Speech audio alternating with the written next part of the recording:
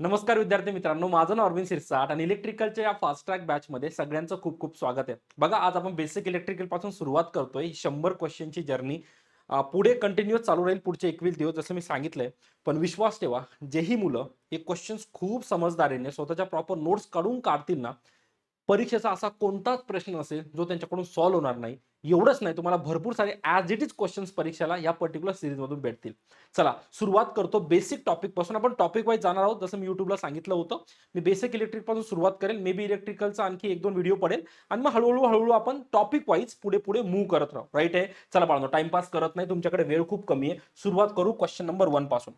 बघा, पहिला क्वेश्चन नीट वाचायचा आहे. तुमच्याकडे रेकॉर्डिंग आहे, तुम्ही क्वेश्चन पॉज करू शकतात. पॉज करायचा आहे, स्वतः आन्सर द्यायचा आहे, नंतर माझं सोल्युशन बघायचं आहे. हा पॅटर्न फॉलो करा, कारण रेकॉर्डेड आहे. बघा, क्वेश्चन नंबर 1 काय बोलतो की खालीलपैकी कोणता मोठा आहे? अणू किंवा रेणू. स्पेसिफिकली लिहिलंय मला की अणू किंवा रेणू मोठा असतो. बघा, मी काही क्वेश्चन मला माहिती आहे मुलांना असं होणार की सर हे खूप इझी झालं, पण मी जसं सांगतो ना, आपण बेसिक पासून सुरू करतोय. सगळ्या गोष्टी बेसिक पासून सुरू करतोय, नंतर पुढे पुढे आपण त्या गोष्टी हळूहळू मूव्ह करतोय. तर माझ्याकडे ज्या दोन गोष्टी असतात बाळांनो, एक असतो माझ्याकडे अणू आणि एक असतो रेणू. राईट आहे. या दोघांमध्ये जर मला विचारलं, मी तुम्हाला शॉर्टकट सांगितलं होतं, रेणू म्हणजे ऋण, राईट, ऋण म्हणजे कर्ज. सो कर्ज नेहमी जास्त असतं. तर जेव्हाही असं विचारणार की अणू आणि रेणूमध्ये कोण लहान आहे कोण मोठा आहे, बिलकुल डाऊट ठेवायचं नाही की माझा रेणू आकाराने काय असणार, मोठा असणार. पण इथे हा प्रश्न संपत नाही. मी जर सांगतोय ना, कॉन्सेप्ट लक्षात घेणं खूप महत्वाचं आहे. जेव्हा मी अणूविषयी बोलतो ना, इथं जागा आहे बघा, इथं इथं लिहितो मी.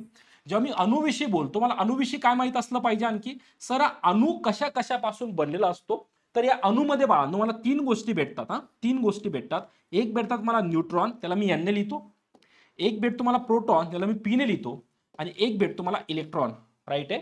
हे 3 गोष्ट माझ्या अणूच्या मध्ये असतात, ज्याची डिटेल स्टडी आपल्याला पूर्ण बेसिक स्ट्रक्चर मध्ये आहे ना, ॲटॉमिक स्ट्रक्चर मध्ये, किंवा तुम्ही त्याला अणु संरचना म्हणतात. हा जो न्यूट्रॉन आणि प्रोटॉन आहे, हे दोघं भाऊ नेहमी सोबत असतात. हे न्यूक्लियसच्या मध्ये असतात आणि इलेक्ट्रॉन हा आजूबाजूला फिरत राहतो. हा बेसिक कॉन्सेप्ट आहे. मग कोणता किती लहान किती मोठा ते पण पुढे पुढे घेतो. जेवढं सांगतो ना तेवढं फोकस करत चला. पुढे हळूहळू गोष्टी आणखी सोप्या होत जातील, नो डाऊट. क्लिअर आहे? इथपर्यंत क्लिअर झालं? अणू रेणूमध्ये कोण मोठा असणार? मग माझा रेणू मोठा आहे. मी रेणूकडे काय दाखवलं? चिन्ह दाखवलं. अणू माझा छोटा असणार. अणूमध्ये माझ्याकडे प्रोटॉन आहे, न्यूट्रॉन आहे, इलेक्ट्रॉन आहे. न्यूट्रॉन आणि प्रोटॉन माझ्या न्यूक्लियसच्या मध्ये असतो, केंद्रबिंदूच्या मध्ये, आणि इलेक्ट्रॉन आजूबाजूला फेऱ्या मारत असतो. क्लिअर आहे? इथपर्यंत क्लिअर झालं असेल. चला पुढचा क्वेश्चन. काही डाऊट मला माहिती राहिले असतील, पण पुढच्या प्रश्नामध्ये ते क्लिअर होऊन जातील. मी सगळ्या टाईपचे प्रश्न घेऊन आलोय, काहीच सोडणार नाही. बघा, आता काय विचारलंय, परत तुम्हाला पॉज करून आन्सर द्यायचंय. खालीलपैकी सर्वात हलका कण कोणता? हलका कण कोणता? पार्टिकल विचारला बाळांनो. इथं आता तुम्ही अणुरेणूच्या फंद्यात पडू नका. कण विचारलाय. कण म्हणजे कोणता? स्मॉलेस्ट, सगळ्यात लहानातला लहान कण कोणता असतो? बघा, मी तुम्हाला काय बोललो होतो, माझा अणू सगळ्यात लहान आहे. आताच सांगितलं ना, अणू लहान आहे. पण अणूमध्ये कोण कोण आहे? अणूमध्ये 3 गोष्टी असतात. एक असतो इलेक्ट्रॉन, एक असतो प्रोटॉन आणि एक असतो न्यूट्रॉन. त्याच्यामध्ये नेहमी लक्षात ठेवा, न्यूट्रॉन आणि प्रोटॉन हे दोघं वजनाने सारखे असतात. कसे असतात बाळांनो? यांचं वजन दोघांचं काय असतं? सारखं असतं, डाऊट नाही. इलेक्ट्रॉन जो तो आजूबाजूला फिरत असतो ना, हा सगळ्यात हलका असतो. अणूच्या मध्ये विचारलं तर अणू तर हलका आहेच, पण अणूमध्ये आणखी सगळ्यात हलका कोण आहे? इलेक्ट्रॉन. कधी कधी परीक्षेला याचं वजन किती असं विचारून घेतात. तर याचं वजन, ज्याला मी मास बोलतो बाळांनो, लक्षात ठेवायचं, 9.11 गुणिले 10⁻31 किलोग्राम. विचार करा किती हलका असेल. मायनस आहे, मायनस मायनस म्हणजे 0 पॉईंट, असे तुम्ही 0.0031 वेळा करून टाका. इतका लहान माझा काय असतो? इलेक्ट्रॉन असतो. तर या केसमध्ये अणूचा तर संबंधच नव्हता आहे ना. अणू तर माझा लहान होता, पण अणू नाही लहान, कारण पार्टिकल विचारलाय. सर्वात लहान कण कोणता? तर कोणता असणार? इलेक्ट्रॉन. सर, जर इलेक्ट्रॉन ऑप्शन मध्ये नसतो तर मला माहिती आहे माझा लहान कोणता असतो. मग माझा लहान कोणता असतो? अणू असतो, कारण अणू रेणूमध्ये अणू लहान आहे. अणू त्याला इलेक्ट्रॉन आहे. बघा, आयबीपीएस आहे. परीक्षेला कधीच ऑप्शन बघून असं बांबळून जायचं नाही, अरे हे तर वाचून आलोय, आरामात करून घेईल. बिलकुल बिलकुल म्हणजे बिलकुल नाही. क्वेश्चन नीट वाचा. आयबीपीएस तुम्हाला पागल बनवणार. तुम्ही तिथं गेल्या गेल्या काय करणार, अरे लहान विचारलाय ना, मला माहिती रेणू मोठा असतो म्हणजे अणू लहान आहे. तुम्ही ऑप्शन नंबर ई पर्यंत येणार सुद्धा नाही, मी लिहून देतो. राईट आहे. त्याच्यामुळे क्वेश्चन नीट वाचायचा आहे आणि नंतरच क्वेश्चन अटेम्प्ट करायचा. क्लिअर आहे? चला, इथपर्यंत सगळ्यांचं क्लिअर झालं असेल. पुढच्या प्रश्नाला जाऊ. बघा, वेअर द अणूमध्ये न्यूट्रॉन कुठे असतात, आहे ना, आत्ताच सांगितलं. आता थोडं प्रॉपर काढून देतो. हे माझं कॉन्फिगरेशन असं असतं बाळांनो. बघा, एक असा बिंदू असतो आणि या बिंदूच्या आसपास काय असतात? माझ्या अशा सेल असतात. तुम्हाला माहिती, के एल एम एन असे नावं देतो. ते पुढे मी आणखी घेणार आहे ना, सगळं टप्प्याटप्प्याने जाऊया. आता मला काय विचारलंय की न्यूट्रॉन कुठे असतात. आता हा माझा काय झाला माहिती का, हा माझा अणू झाला. अणू असा दिसतो. अणूच्या सेंटरला काय असतं सर, हे सेंटरला याचं न्यूक्लियस असतं. केंद्रबिंदू ज्याला म्हणतात, काय म्हणतात, केंद्रबिंदू किंवा न्यूक्लियस आहे ना. या केंद्रबिंदूच्या मध्ये काय काय असतं सर, तर याच्यामध्ये असतात बाळांनो न्यूट्रॉन आणि काय असतात, प्रोटॉन असतात. हे दोन गोष्टी मध्ये असतात. आणि याच्या आजूबाजूला कोण फिरत असतं असे गोल गोल, हे माझे इलेक्ट्रॉन असतात. आता थोडंसं कॉन्फिगरेशन आणखी कॉन्फिडन्स आला असेल की असं असतं. हळूहळू करणार. जसे आजचे 100 क्वेश्चन पूर्ण होतील ना, तुमचे कॉन्सेप्ट आणखी बऱ्यापैकी क्लिअर होतील की सगळं काय चालू आहे. एखादा क्वेश्चन प्लस मायनस जरी झाला तरी पेशन्स ठेवायचा आहे. पुढे मी तुमचा तो आरामात क्लिअर करून देईल. क्लिअर आहे. चला मग याच्यामध्ये काय विचारलंय, अणूमध्ये न्यूट्रॉन कुठे असतात, तर न्यूट्रॉन कुठे असतात बाळांनो, न्यूक्लियसच्या मध्ये है ना. कुठं ऑप्शन आहे, कुठं option, inside the nucleus, option number C correct आहे ना. आता हेच तुम्हाला प्रोटॉन इलेक्ट्रॉन करता पण विचारू शकता. तर प्रोटॉन पण माझा न्यूक्लियसच्या मध्येच बसलाय आणि इलेक्ट्रॉन आजूबाजूला फिरतोय, हे माहित असलं पाहिजे. राईट आहे. आउट बघा, जर बाकीचे अराउंड द सेल असं काय ऑप्शन असेल मी पुढे घेतो. पण सध्या काय लक्षात ठेवायचं, सेंटरला कोण असतं, सेंटरला माझे न्यूट्रॉन आणि प्रोटॉन असतात आणि अराउंड माझा इलेक्ट्रॉन असतो. पुढचा क्वेश्चन घेतो, हे क्लिअर करून देईन मी हळूहळू, क्वेश्चन्स मध्ये सर्व क्लिअर होईल. बघा पुढचा क्वेश्चन काय बघा, खालीलपैकी कोणतं विधान बरोबर आहे. बघा हे आयबीपीएसचं पॅटर्न आहे. तुम्हाला त्या वेळेमध्ये सगळे क्वेश्चन्स पर्यंत कसं नाही पोहोचता येणार यासाठी पुरेपूर प्रयत्न करतात. म्हणून क्वेश्चन मधले कॉन्सेप्ट क्लिअर असेल ना, माणूस बरोबर करेक्ट ऑप्शन चूज करतो, ते वाचण्यात वेळ घालत नाही. आता बघा हे विधान कोणा करता विचारलंय, बघा हे थोडंसं बाजूला घेतो मी. हे विधान कोणा करता विचारलंय, प्रोटॉन न्यूट्रॉन करता विचारलंय. बघा प्रोटॉन न्यूट्रॉन पेक्षा जड असतो. जड असतो का रे, आत्ताच सांगितलं मी. प्रोटॉन आणि न्यूट्रॉनचं वजन कसं असतं, सारखं असतं. म्हणून हे विधान बरोबर आहे का रे, बिलकुल नाही. कारण माझं करेक्ट स्टेटमेंट काय, माझं प्रोटॉन न्यूट्रॉनचं वजन सारखं असतं, त्यामुळे हा बरोबर नसेल. मला कोणतं विधान बरोबर आहे असं विचारलं, हे चुकीचं झालं ना. प्रोटॉन न्यूट्रॉन पेक्षा हेवी नसतो, दोघं वजनाने सारखे असतात, हा पण गेला. आयटम मध्ये फक्त न्यूट्रॉन असतात, हे बरोबर आहे का रे, बिलकुल नाही. कारण माझ्या आयटम मध्ये प्रोटॉन पण असतात, न्यूट्रॉन पण असतात आणि इलेक्ट्रॉन सुद्धा असतात, त्याच्यामुळे हे पण विधान चुकीचं आहे.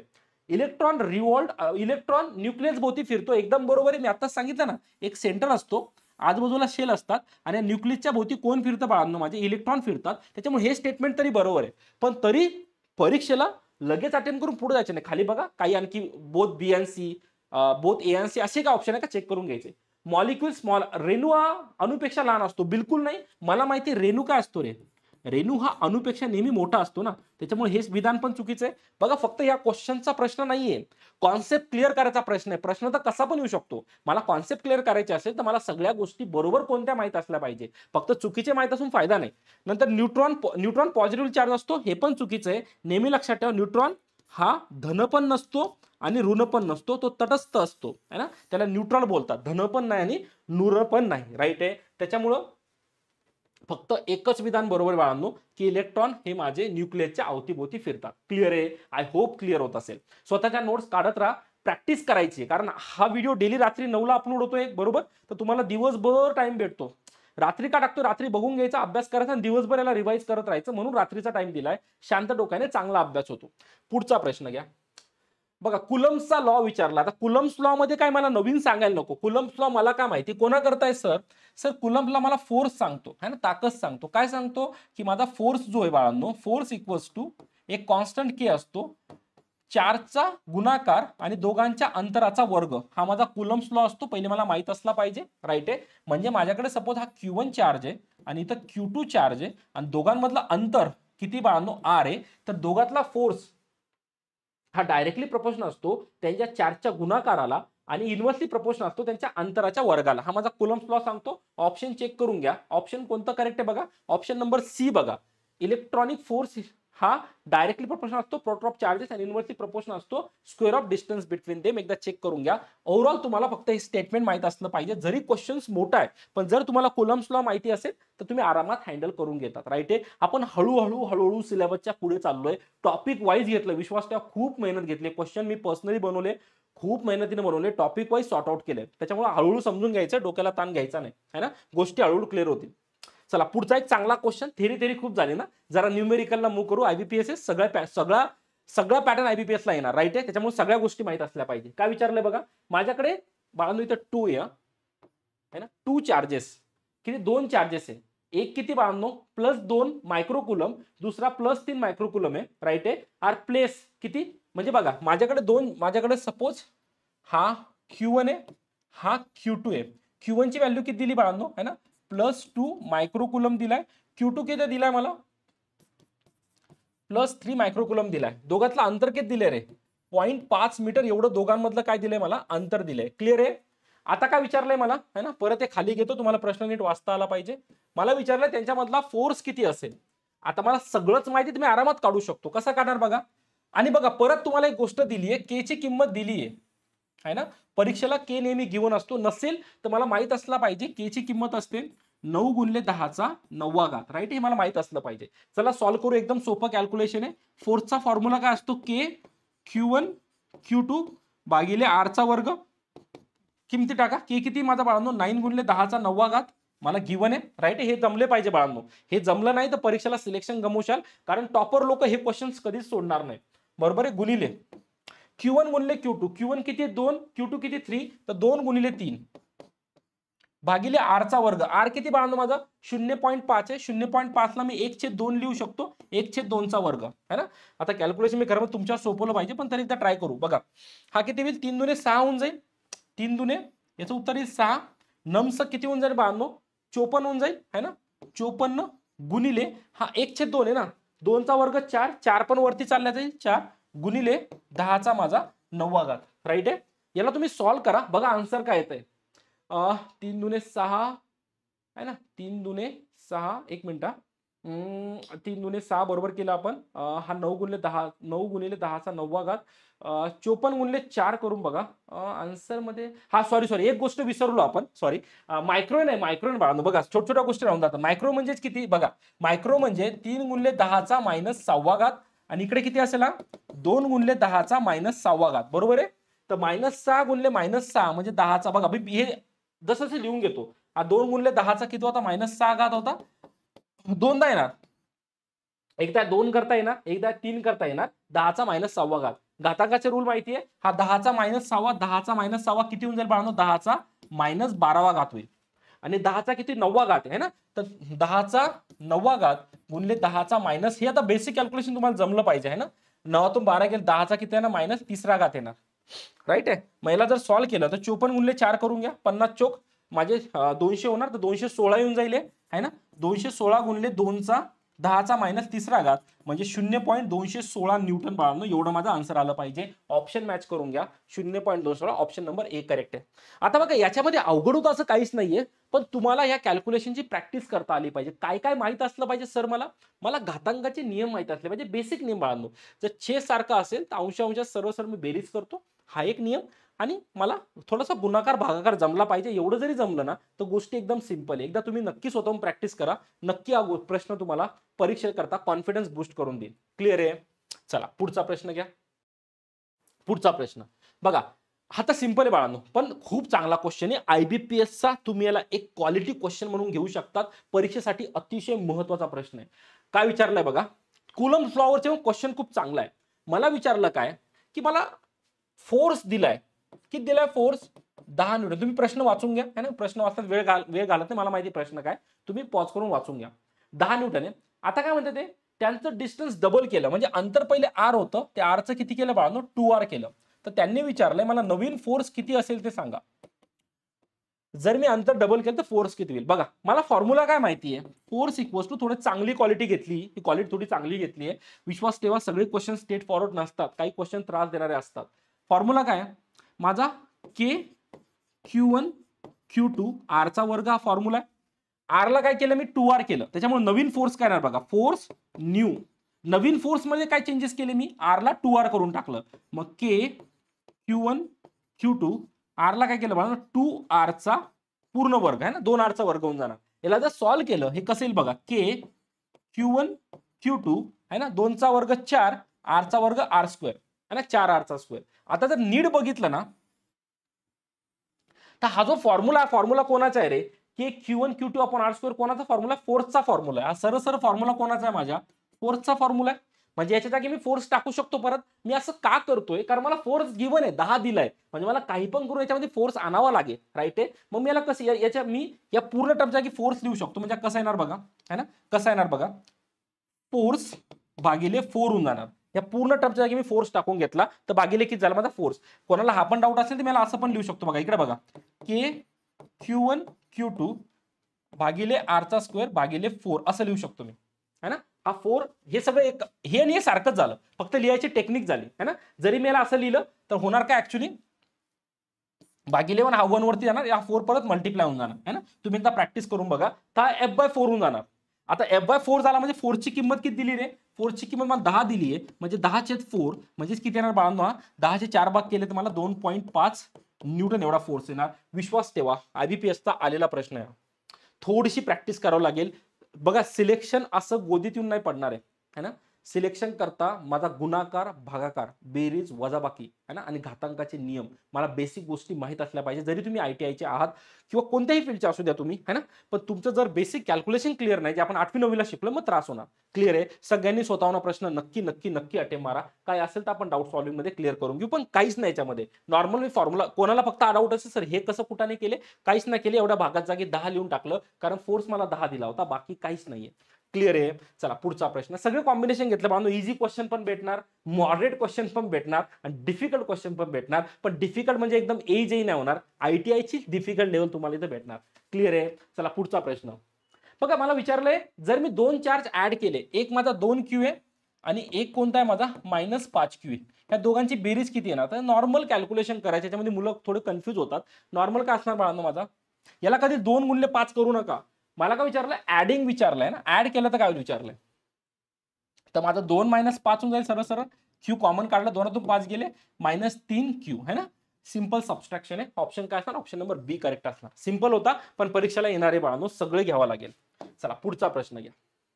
आता थोडंसं ना कुलम्ब लॉ असल्या बाहेर पडून बोलू ना, सगळे टॉपिक कव्हर करणार आहे, एक ना एक टॉपिक घेणार आहे, है ना. आता थोडं बघा बेसिक सुरुवात केलं, ॲटॉमिक स्ट्रक्चर बघितलं, इलेक्ट्रॉन बघितला, प्रोटॉन बघितला, न्यूट्रॉन बघितला, त्यांच्या सगळ्यांमधलं नातं बघितलं, है ना. खूप चांगलं स्टडी केलं. कुलम्ब लॉ बघितलं, कुलम्ब लॉ मध्ये बेसिक त्याची व्याख्या बघितली, न्यूमेरिकल बघितले, रिलेशन टाईप सुद्धा बघितलं, है ना. सगळं 1 बाय 1 बघितलं. आता थोडंसं पुढे मग करू EMF ला, है ना. आता हा तर खूप फेमस आहे, बेस्ट रिलेशन तुम्हाला माहिती असेल. जर मी एक सर्किट घेतलं, सपोज इथे एक बॅटरी लावली बाळांनो, है ना, आणि एक रेजिस्टन्स लावले, तर तुम्हाला मी काय शिकवलं होतं, या बॅटरीच्या अक्रॉस नेहमी काय असतं माझं EMF असतं, आणि कोणत्याही 2 टर्मिनलच्या अक्रॉस माझं काय असतं, व्होल्टेज असतं, +- V. म्हणजे व्होल्टेज मी कोणत्याही 2 टर्मिनलच्या अक्रॉस घेऊ शकतो. दुनियातल्या कोणत्याही इलेक्ट्रॉनिक सर्किटच्या 2 टोकाला तुम्ही जर मल्टीमीटर कनेक्ट केलं, तुम्ही त्याचं व्होल्टेज काढू शकतात, पण तुम्ही EMF नाही काढू शकता. EMF माझं कोणाचं असणार नाही, बॅटरीचं असतं. तर एक नातं नेहमी लक्षात ठेवायचं बाळांनो, खूप महत्वाचं आहे. EMF equals to terminal voltage, म्हणजे कोणत्याही 2 पॉईंटचं व्होल्टेज अधिक I गुणिले R. IR काय सर, हा माझा या बॅटरीचा इंटरनल व्होल्टेज ड्रॉप आहे, कारण प्रत्येक या बॅटरी स्वतःचा काहीतरी इंटरनल रेजिस्टन्स असेल ना, तर मध्ये होणारा ड्रॉप असेल. तर EMF हा ही माझा टर्म VT झाला. हा फॉर्म्युला खूप स्टँडर्ड, याचं डेरिव्हेशन आहे, पण डेरिव्हेशनच्या पंजात पडायचं नाही, की माझा EMF हा कोणत्याही 2 टर्मिनल मधलं व्होल्टेज अधिक त्याचं इंटरनल माझं व्होल्टेज ड्रॉप, I × R. तर परत व्होल्टेजच होणार ना बाळांनो माझा, आहे ना. I × R परत माझा व्होल्टेजच होणार, तर I × R हा फॉर्म्युला असतो. आता या फॉर्म्युलेकडे नीट बघितलं, है ना, तर मी या क्वेश्चनचा आन्सर देऊ शकतो. मला काय विचारलंय, की माझा EMF आणि टर्मिनल व्होल्टेज मधलं रिलेशन काय विचारलंय, what is the relation between EMF and terminal voltage. तर माझा EMF हा याचं बेरीज आहे. कुठे लिहिलंय बघा, EMF ऑलवेज लेस दॅन टर्मिनल व्होल्टेज, बिलकुल नाही. जर हे बघितलं तर EMF दोघांची बेरीज आहे. मग याच्यावरून मला काय नातं भेटेल, की माझं EMF बाळांनो नेहमी जास्त असेल कोणापेक्षा, टर्मिनल व्होल्टेज पेक्षा, बरोबर ना. कारण EMF दोघांची बेरीज आहे, तर EMF ऑब्व्हियसली मोठा आहे, टर्मिनल तर त्याचा छोटासा हिस्सा आहे. तर दोघांना नीट बघितलं तर माझा EMF नेहमी मोठा असेल माझ्या टर्मिनल व्होल्टेज पेक्षा, कारण EMF मध्ये टर्मिनल व्होल्टेज तर आहेच, प्लस आणखी व्होल्टेज ड्रॉप पण जास्त ऍडिशनल पार्ट आहे. क्लिअर आहे. मग बघा पहिलं रिलेशन तर चुकीचं आहे, लेस ना जास्त आहे. EMF always equals to terminal voltage, नाही, इक्वल तर बिलकुल नसतो. EMF always greater than terminal voltage, EMF is greater than terminal due to inter. बघा हा ऑप्शन चेक करा, मी तुम्हाला जितकंही ज्ञान दिलं तुम्हाला कळून जाईल, की माझं EMF हे कोणापेक्षा जास्त आहे, टर्मिनल व्होल्टेज पेक्षा जास्त आहे. कोणामुळे, या व्होल्टेज ड्रॉपमुळे. कारण EMF बरोबर हे टर्मिनल व्होल्टेज तर आहेच, परत EMF मध्ये एक्स्ट्रा काय माझं हे इंटरनल रेजिस्टन्स आहे. म्हणून नेहमी लक्षात ठेवायचं, की माझं EMF हे नेहमी जास्त असणार कोणापेक्षा, टर्मिनल व्होल्टेज पेक्षा. क्लिअर इथपर्यंत. आणखी एक कॉन्सेप्ट देतो. जर मी तुम्हाला म्हणलो, की मला EMF आणि टर्मिनल व्होल्टेज सारखं करायचंय, तर काय करावं लागेल रे, सारखं करण्यासाठी मला इथं I ची किंमत काय टाकावं लागेल, 0 टाकावं लागेल. जर मी या इक्वेशन मध्ये आय 0 टाकला तर ही टर्म पूर्ण काय होऊन जाईल बाळांनो, माझी 0 होऊन जाईल. आणि जर ही टर्म 0 झाली तर माझं इक्वेशन काय भेटेल मला, ईएमएफ बरोबर टर्मिनल व्होल्टेज. म्हणून हे पण लक्षात ठेवायचं, परीक्षेला कधी कधी असंही फिरवतात की माझं ईएमएफ आणि टर्मिनल व्होल्टेज सारखं केव्हा होईल, तर सारखं केव्हा होईल जेव्हा करंटची व्हॅल्यू 0 असेल तेव्हा माझा टर्मिनल ईएमएफ आणि टर्मिनल व्होल्टेज सारखं असेल. चला काय काय कळालं सर, पहिला मुद्दा कळाला की माझं ईएमएफ नेहमी जास्त असतं कोणापेक्षा, टर्मिनल व्होल्टेज पेक्षा. क्लिअर आहे. दुसरा मुद्दा काय कळाला की जर मला ईएमएफ आणि टर्मिनल व्होल्टेज सारखं करायचं असेल तर मला करंट 0 करावं लागेल. That's it. याच्या पलीकडे काहीच प्रश्न परीक्षेला फॉर्म होणार नाही. डायरेक्ट न्यूमेरिकल विचारतात किंवा थेरी विचारणार. पुढचा प्रश्न बघा, what is the EMF of cell. EMF of cell काय असते आता सांग. ईएमएफ काय बाळांनो, ईएमएफ माझा बॅटरीच्या अक्रॉसचं व्होल्टेज आहे. बरोबर आहे. बघा कोणता ऑप्शन मॅच होतोय. EMF is voltage across cell during current flow, maximum potential difference when no current flows, voltage drop across internal resistance, terminal voltage when charging, resistance. बघा मी आत्ताच काय सांगितलं, माझा ईएमएफ मॅक्झिमम केव्हा होणार, माझा ईएमएफ मॅक्झिमम ना, ईएमएफ मॅक्झिमम तर ईएमएफ माझं असं पण जास्तच असतं. ईएमएफ पण टर्मिनल व्होल्टेज इक्वल केव्हा होणार, जेव्हा करंट 0 असतं. मग माझं जे हे बाळांनो, माझं EMF, what is the EMF of the cell. EMF of cell काय असतो माझा, voltage across the cell during current flow. जेव्हा करंट फ्लो होत असतो तेव्हा तो माझा टर्मिनलचा अक्रॉस व्होल्टेज असतो. Maximum potential difference when no current flow, जर करंट फ्लो झालंच नाही तर माझा ईएमएफ आणि टर्मिनल व्होल्टेज तर सारखं होऊन जाईल. त्याच्यामुळे हे पण नसेल. राईट आहे. Voltage drop across internal resistance बिलकुल नाही. माझा ईएमएफ हे बॅटरीच्या अक्रॉस व्होल्टेज असतो, कोणत्याही इंटरनलच्या अक्रॉस ना. टर्मिनल व्होल्टेज वेन चार्जिंग नाही, टर्मिनल व्होल्टेज चार्जिंग नाही. रेजिस्टन्स पर युनिट नाही, हे पण नाही बाळांनो. सरळ सरळ माझं काय असणार, चार्जिंगच्या वेळेस माझ्या बॅटरीच्या अक्रॉस जे व्होल्टेज असेल त्यालाच मी काय म्हणणार, त्याला माझं मी काय म्हणणार, ईएमएफ ऑफ द सेल भेटणार. सेलचं ईएमएफ विचारलंय ना, सेलचे voltage across cell during the charging प्रोसेसमध्ये त्याच्या अक्रॉस जे व्होल्टेज तेच असेल. क्लिअर आहे. मग तुम्हाला आताच बोललो ना मी, माझं ईएमएफ हे बॅटरीच्या अक्रॉसचं व्होल्टेज आहे. बाकीचे जे दुसरे जे कोणत्याही दोन टर्मिनलला घेतो ते तर माझं इंटरनल, ते माझं टर्मिनल व्होल्टेज झालं. क्लिअर आहे. राईट आहे. चला पुढचा क्वेश्चन.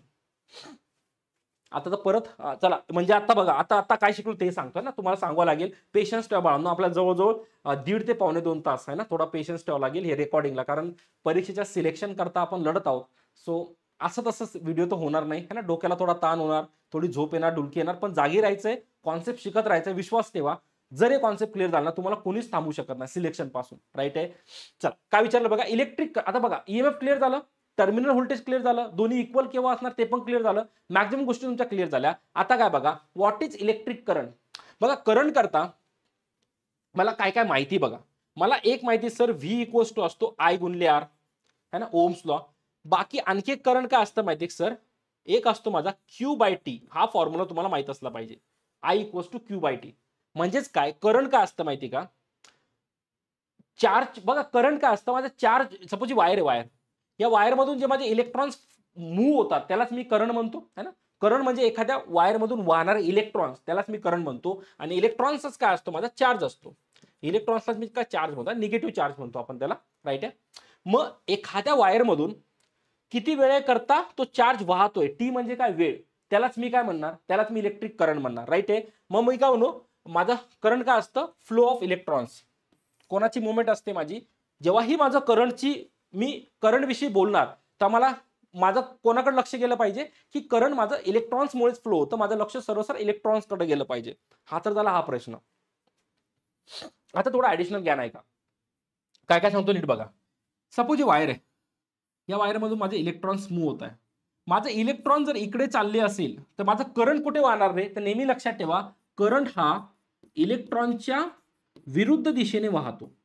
इलेक्ट्रॉनच्या विरुद्ध दिशेने वाहतो. डोक्यात फिट बसून ठेवायचं आहे ना. याचे भरपूर कारण आहे, कारणामध्ये जायचं नाही. मी जे सांगतो लक्षात ठेवा, परीक्षेला इथूनही प्रश्न येतात. माझा इलेक्ट्रॉन जो वाहतो ते माझं कन्व्हेन्शनल करंट झालं, पण माझ्या करंटची डायरेक्शन नेहमी इलेक्ट्रॉनच्या कशी असते, विरुद्ध दिशेने असते. म्हणजे इलेक्ट्रॉन इकडे जात असेल तर माझा करंट कुठे जाणार बाळांनो, या दिशेला जाणार. राईट आहे, पहिली गोष्ट. दुसरी गोष्ट बघा, करंटचं युनिट मला काय माहिती रे सर, मला माहिती आहे करंट माझं अँपियर मध्ये मोजतात. कोणामध्ये मोजतात, अँपियर. पण आणखी पण करंटचे काय युनिट आहे, कुठून काढणार बघा. I equals to Q by T. मग इथून करंटचे युनिट काय येणार, क्यू म्हणजे चार्ज. चार्ज कोणामध्ये मोजतात, आत्ताच आपण कुलम लॉ शिकलो, चार्ज कुलम मध्ये मोजतात. भागिले टाइम कशामध्ये मोजतात, सेकंद मध्ये. म्हणजे करंटचं आणखी दुसरं युनिट काय होणार, कुलम पर सेकंद. हे दोन्ही युनिट परीक्षेला लक्षात ठेवायचे. परीक्षेला कसंही फिरवू शकतात, आयबीपीएस आहे. मला माझे बेसिक एक बघा एकदम बेसिक ऍडव्हान्स काहीच नाहीये, पण या गोष्टी क्लिअर असल्या पाहिजे 100%. दुसरं, कधी कधी तुम्हाला 1 अँपिअरची व्याख्या विचारतात. 1 अँपिअर म्हणजे किती? तर बघा 1 अँपिअरची व्याख्या जर विचारली, मला अँपिअर बघा मला आय म्हणजेच काय माहितीये, क्यू छेद टी. तर अँपिअरची व्याख्या असं लक्षात ठेवायचं, जेव्हा 1 कुलम चार्ज है ना, क्यू म्हणजे चार्ज झाला, 1 कुलम चार्ज एका सेकंदाकरता वाहतो ना, एखाद्या वायरमधून, सपोज वायर आहे, या वायरमधून 1 कुलम एवढा चार्ज वाहतो किती वेळेसाठी? 1 सेकंदासाठी. तेव्हा किती करंट प्रोड्यूस होतं बाळांनो? 1 अँपिअर करंट प्रोड्यूस होतो. असं बेसिक लक्षात ठेवायचं. हे कुठून लक्षात ठेवणं? या फॉर्म्युलावरून. कुलम म्हणजे चार्ज, टी म्हणजे टाइम, टाइम सेकंदामध्ये असतो. तर 1 कुलम चार्ज एका सेकंदासाठी वाहणं म्हणजेच काय? माझं करंट. चला काय काय कळलं बघा. सर्वात अगोदर कळलं करंट म्हणजे इलेक्ट्रॉनचा फ्लो. जर ज्या दिशेने माझे इलेक्ट्रॉन जात असेल त्याच्या विरुद्ध दिशेने कोण फ्लो होणार? करंट फ्लो होणार. करंटचे युनिट कोणकोणते माझे? एक हे माझं अँपिअर. दुसरं कोणतं युनिट आहे माझं? I equals to Q by T. म्हणजे काय? क्यू म्हणजे माझा कुलम, टी म्हणजे माझा सेकंद, कुलम पर सेकंद. मग 1 अँपिअर म्हणजेच किती? की 1 कुलम चार्ज जेव्हा एका सेकंदासाठी वाहतो तेव्हा त्याला 1 अँपिअर करंट असं म्हणतात. क्लिअर आहे? इथपर्यंत आय होप सगळ्यांचं खूप चांगलं क्लिअर झालं असेल. चला पुढे जाऊया. बघा बाळांनो, सगळे कॉन्सेप्ट क्लिअर करून देणार आहे. आता हे क्वेश्चन तुमच्यासाठी खूप चिंदी आहे, कारण मी ऑलरेडी एक्सप्लेन केलेत, पण तरी बघून घ्या.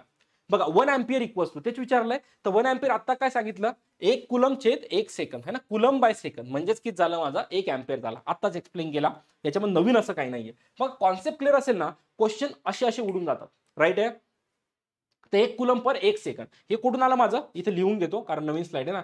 I equals to what? Q by T है ना. तर क्यू म्हणजेच किती माझा? कुलम, आणि टी म्हणजेच काय माझा? सेकंद. राईट आहे? 1 कुलम 1 सेकंद. पुढचा क्वेश्चन बघा. Direction of electric current in conductor. करंटचं डायरेक्शन आता सांगितलं कसं असतं बाळांनो? इलेक्ट्रॉनच्या विरुद्ध दिशेने असतं. इलेक्ट्रॉन प्रवाहाच्या विरुद्ध दिशेने असतं. ऑप्शन नंबर बी करेक्ट असेल. सगळे आयबीपीएसचे क्वेश्चन आहेत. फक्त कॉन्सेप्ट क्लिअर असेल ना, तुम्ही खूप चांगले उडवू शकता. क्लिअर आहे? चला पुढचा प्रश्न. जे झाले त्याच्यावर जास्त वेळ इन्व्हेस्ट करत नाही, ऑलरेडी एक्सप्लेन केले. नंतर काय?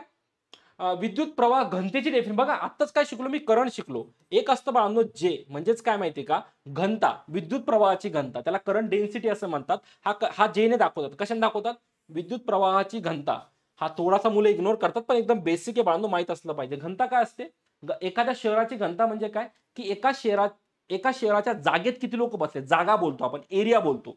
मग इलेक्ट्रिक आहे ना, म्हणून करंट तर येणारच, पण घनता म्हणजे काय? मी जागेविषयी बोलणार, एरियाविषयी बोलणार, म्हणून आय बाय ए हा त्याचा फॉर्म्युला असतो. जे काय असतो माझा? एखाद्या जागेत किती करंट वाहतंय त्यालाच मी करणार घनता म्हणणार. घनता म्हणजे जागा आली. मग युनिट तुम्हीच सांगा आता मला याचं. बघा जेचा फॉर्म्युला काय झाला? की करंट किती जागेतून वाहतोय. सो जे इक्वल्स टू आय बाय ए झाला. आय म्हणजेच काय झाला माझा? अँपिअर. आणि जे ए म्हणजेच काय झाला? एरिया. एरिया कशामध्ये मोजतात? कालच बोललो तुम्हाला, युट्यूबला पण सांगितलं होतं, मीटरच्या वर्गामध्ये मोजतात. नेहमी लक्षात ठेवा, जेव्हा मी लांबी मोजणार, लांबी कशामध्ये मोजतात बाळांनो? मीटरमध्ये मोजतात है ना. मीटर है ना, बेसिक आहे. जेव्हा मी बोलणार मला एरिया मोजायचा आहे ना, जेव्हा बोला एरिया मोजायचा, एरिया किंवा जागा मोजायची, ती कशामध्ये असणार? मीटरचा वर्ग. हे दोन गोष्टी डोक्यात फिट करून ठेवा. याचं युनिट काय आलं माझा? अँपिअर पर मीटर स्क्वेअर. आता क्वेश्चनवर आहे. डेफिनेशन काय? डेफिनेशन आताच बोलू ना, करंट पर युनिट एरिया है ना, करंट पर युनिट एरिया. माझा ऑप्शन कोणता? हे झाला. एरिया म्हणजे क्षेत्रफळ आहे ना, प्रति क्षेत्रफळ विद्युत प्रवाह. तर फॉर्म्युला माहित असला पाहिजे, युनिट माहिती असलं पाहिजे, आणि बेसिक माहित असलं पाहिजे. आयबीपीएस सोपं आहे. राईट आहे? चला पुढचा प्रश्न घेऊया. इलेक्ट्रॉनिक कॉन्फिगरेशन ऑफ क्वेश्चन आहे मानो. मध्ये मध्ये मी स्पीड थोडीशी वाढवेल, पण मला पळवायचं नाहीये. ज्या गोष्टी ऑलरेडी झाल्या त्या परत परत सांगण्यात काही मतलब नाहीये. क्लिअर आहे? बघा काय विचारा? इलेक्ट्रॉनिक कॉन्फिगरेशन विचारलंय. मला फॉर्म्युला काय माहिती आहे ना, मला फॉर्म्युला माहिती. कोणत्याही सेलमध्ये किती इलेक्ट्रॉन असतात? तर माझा 2n चा वर्ग एवढे इलेक्ट्रॉन असतात. जर मी माझ्याकडे टोटल इलेक्ट्रॉन किती दिले? मला 12 दिले. n इक्वल्स टू जर 1 टाकलं म्हणजे पहिल्या सेलमध्ये किती इलेक्ट्रॉन आहे बाळांनो? तर 2 गुणिले 1 चा वर्ग म्हणजे किती असणार? 2. दुसऱ्या सेलमध्ये किती इलेक्ट्रॉन असतात बघा, यांची व्हॅल्यू 2 टाका, तर 2 गुणिले 2 चा वर्ग, 2 चा वर्ग 4, 4 दुनी 8 झालं. टोटल किती माझ्याकडे? 12 आहे. 8 आणि 2 10 तर होऊनच गेले. मग किती उरले रे? 8 आणि 2 10 म्हणजे किती उरले? 4. इथं n इक्वल्स टू 3 टाकू नका. का? कारण 3 टाकल्यानंतर किती येणार बघा? 2 गुणिले 2 चा तिसरा घात. 2 चा तिसरा घात किती झाला बाळांनो? 8. 8 दुने 16 येणार. पण एवढे माझ्याकडे नाहीच आहे ना, माझ्याकडे 12च आहे. म्हणजे इथं आहे 16, पण मी टाकणार किती? फक्त हे 2 आणि 8 10 होऊन जाईल है ना. 8 आणि 2 10, टोटल 12 आहे. म्हणजे किती उरले बाळांनो? माझ्याकडे 2च उरले ना. 12 दिले ना, तर टोटल किती? 2 उरले. तिसऱ्याचं किती टाकणार मी? तिसऱ्याच्यात मी 2 टाकणार है ना. हा फॉर्म्युला लक्षात ठेवायचा फक्त. 2n चा वर्ग. n म्हणजेच काय? Number of cell. तर पहिल्या सेलमध्ये तर 1 टाकणार. त्याचं इलेक्ट्रॉनिक कॉन्फिगरेशन जर मी काढलं, बघा ही पहिली सेल काढली, किती बघा त्याच्यामध्ये? 2 आहे. तर मी किती काढणार? 1 2 दुसरी सेल किती माझ्याकडे 8, 1 2 3 4 5 6 7 8 आणि आणखी तिसरी सेल आहे त्याच्यामध्ये किती असणार फक्त 1 2 टोटल मोजून घ्या 12 भरणार. टोटल किती भरणार माझे 12 भरणार. क्लिअर आहे बाळांनो. माहित असलं पाहिजे. सोपंच असतं पण आपलं थोडंसं ना माहित नसतं. क्लिअर आहे. याच्यात कोणाला डाऊट नसेल हा फॉर्म्युला माहित असेल तुम्ही आरामात काढून घेताय. सोडायचे नाही. कोणताच प्रश्न सोडायचा नाहीये. सगळे प्रश्न महत्त्वाचे आले पाहिजे. मी MCQ फॉर्म करताना पूर्ण काळजी घेतलीये की तुमचा कोणताच क्वेश्चन सुटता कामा नये. पुढचा क्वेश्चन घ्या है ना. काय विचारलं बघा. ॲटॉमिक नंबर दिलाय बाळांनो. आता मला हा क्वेश्चन माहिती तुम्ही एकदा वाचून घ्या. मी तुम्हाला काही महत्त्वाचे मुद्दे सांगतो फक्त. माझं जे वस्तुमान असतं वस्तुमान मास याचा फॉर्म्युला काय माहिती का. वस्तुमान बरोबर प्रोटॉनची संख्या प्लस न्यूट्रॉनची संख्या. प्रोटॉनची संख्या प्लस प्रोटॉन प्लस न्यूट्रॉन एकत्र केलं मला संख्या भेटते. कसं लक्षात ठेवतो मी माझ्या न्यूक्लियसच्या मध्ये या न्यूक्लियसच्या मध्ये काय असतं बाळांनो प्रोटॉन पण असतात आणि न्यूट्रॉन पण असतात. आणि कोणत्याही आयटमचं वजन म्हणजे त्याच्या न्यूक्लियसचं वजन. कारण प्रोटॉन न्यूट्रॉन हे टोटल वस्तुमान सांगतं. आपलं पण वस्तुमान कुठे असतं. आपलं वस्तुमान सेंटरला. आपण अर्थच्या सेंटरला उभे आणि वाकडे तिकडे नाही सेंटरलाच आपलं वस्तुमान असतं कारण ग्रॅव्हिटेशन फोर्स असतो. याचं पण वस्तुमान कुठे सेंटरला असतं. तर वस्तुमान बरोबर काय असते प्रोटॉनची संख्या प्लस न्यूट्रॉनची संख्या. हा एक महत्त्वाचा फॉर्म्युला तुम्हाला माहित असला पाहिजे. क्लिअर आहे. आता मला काय दिले माहिती का. आणि परत माझा जो प्रोटॉन आहे बाळांनो प्रोटॉन हा प्रोटॉन म्हणजेच काय माझा अणुक्रमांक असतो. प्रोटॉन म्हणजेच काय अणुक्रमांक. न्यूट्रॉनशी मला असंही घेणं देणं नाही रे. न्यूट्रॉन धन पण नसतो ऋण पण नसतो त्याचे काय घेणं देणं नाही. पण प्रोटॉनला मी काय म्हणतो अणुक्रमांक असंही म्हणतो. राईट आहे. आता बघा मला काय काय दिले. मला ॲटॉमिक नंबर दिलाय. किती दिलाय बाळांनो 17. ॲटॉमिक नंबर म्हणजेच काय अणुक्रमांक 17 दिलाय. म्हणजे प्रोटॉनची संख्या किती दिली बाळांनो मला 17. कारण अणुक्रमांक आणि प्रोटॉनची संख्या सारखी असते. मास नंबर दिलाय बाळांनो वस्तुमान दिलंय मला. किती दिले रे. मला वस्तुमान दिलंय 35. मला विचारलंय काय मला ऑब्व्हियसली न्यूट्रॉनची संख्या विचारली असणार. जर या फॉर्म्युल्यात मी सगळ्या किमती टाकल्या वस्तुमान किती बघा 35 बरोबर है ना. प्रोटॉनची संख्या किती दिली मला 17 अधिक न्यूट्रॉन है ना. तर न्यूट्रॉन किती असणार माझा न्यूट्रॉन इक्वल्स टू दिसत असणार नाही सगळ्यांना दिसतंय ना प्रॉपर एकदम भारी. हा न्यूट्रॉनची संख्या किती असणार 35 मधून 17 गेले किती उरले बाळांनो सर्व सरळ माझे 18 उरले. विषय संपला. ऑप्शन नंबर ए करेक्ट आहे. मी माझं काम आहे बाळांनो है ना. माझं काम आहे IBPSच्या त्या सगळ्या पॉईंटचं रिव्हिजन करून देणं जो तुमच्या सिलेबसला आहे ना. मी कोणताच मुद्दा सोडणार नाहीये. मी फास्ट ट्रॅक बॅच खूप कमी किमतीत तुम्हाला देतोय पण विश्वास ठेवा मरणाची मेहनत आहे. मी कोणताच टॉपिक सोडत नाही. प्रत्येक टॉपिकची प्रॅक्टिस करून घेतो. त्याच्यामुळे फायदा घ्या. सिलेक्शन झालं म्हणजे झालंच पाहिजे. कुठंच गेलं नाही पाहिजे सिलेक्शन. याच्या बाहेरचं काहीच येणार नाही. विश्वास ठेवा. सेम प्रश्न फॉर्म होणार. थोडेसे किमती मागे पुढे करून टाकणार. आणखी काय करणार आहे आणि तेवढं तर आपल्याला आलं पाहिजे. क्लिअर आहे. तर हे फॉर्म्युले माहिती असतील लिहून घ्यायचे प्रॅक्टिस करायची. माझं बघितलं म्हणून झालं नाही असं नाही. प्रॅक्टिस करत राहावं लागेल. पुढचा प्रश्न बघा. व्हॅलेन्स इलेक्ट्रॉन काय असतात तर लक्षात ठेवा. ही जी मी शेल काढली तुम्हाला कुठे दाखवली होती. ही जी शेल काढली ना याच्या बाहेरच्या शेल मधले जे इलेक्ट्रॉन आहे यालाच काय म्हणतात बाळांनो याला म्हणतात व्हॅलेन्स इलेक्ट्रॉन. राईट आहे. तर व्हॅलेन्स इलेक्ट्रॉन म्हणजे माझ्या बाहेरच्या शेल मधले इलेक्ट्रॉन. क्लिअर आहे. तोच प्रश्न इथे विचारलाय. इलेक्ट्रॉन व्हॅलेन्स इलेक्ट्रॉन काय असतात आताच सांगितलं ना. तर अणूच्या सर्वात बाह्य कक्षेतील electron option number C check करा. अणूच्या सर्वात बाह्य कक्षेतील इलेक्ट्रॉन म्हणजे माझे व्हॅलेन्स इलेक्ट्रॉन बाहेरच्या कक्षेमध्ये. राईट आहे. माहित असलं पाहिजे बेसिक डेफिनेशन. चला पुढचा क्वेश्चन घ्या. बँड गॅप विचारलाय. बघा बँड गॅप मध्ये नेहमी लक्षात ठेवा जेव्हा मी बँड गॅप विषयी बोलतो माझ्याकडे दोन बँड असतात बाळांनो है ना. जो खाली असतो त्याला बोलतात व्हॅलेन्स बँड. कोणता बँड व्हॅलेन्स बँड. आणि वरती जो असतो ना सगळं बेसिक देतो ऐकत राहा है ना. वरती जो असतो तो असतो माझा कंडक्शन बँड. आता नीट ऐका मी काय बोलतोय. या दोघांमधला जो गॅप आहे बाळांनो यालाच काय म्हणतात माहिती का बँड एनर्जी म्हणतात. काय म्हणतात बँड एनर्जी किंवा बँड गॅप असं म्हणतात. राईट आहे.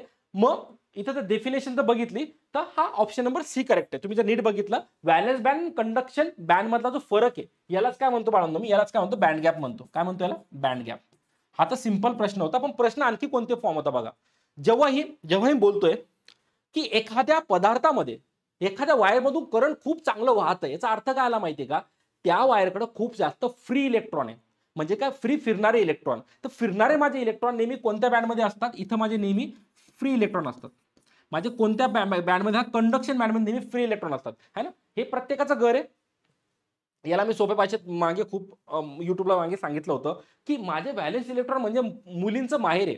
माहेरी जाऊन पोरी कशाही राहतात बिंदास खेळतात पिळतात इकडे तिकडे फिरतात. आणि व्हॅलेन्स बँड म्हणजे त्यांचं काय सासर आहे. इथं रेस्ट्रिक्शन आहे कुठे जाऊ शकत ते बांधलेले असतात.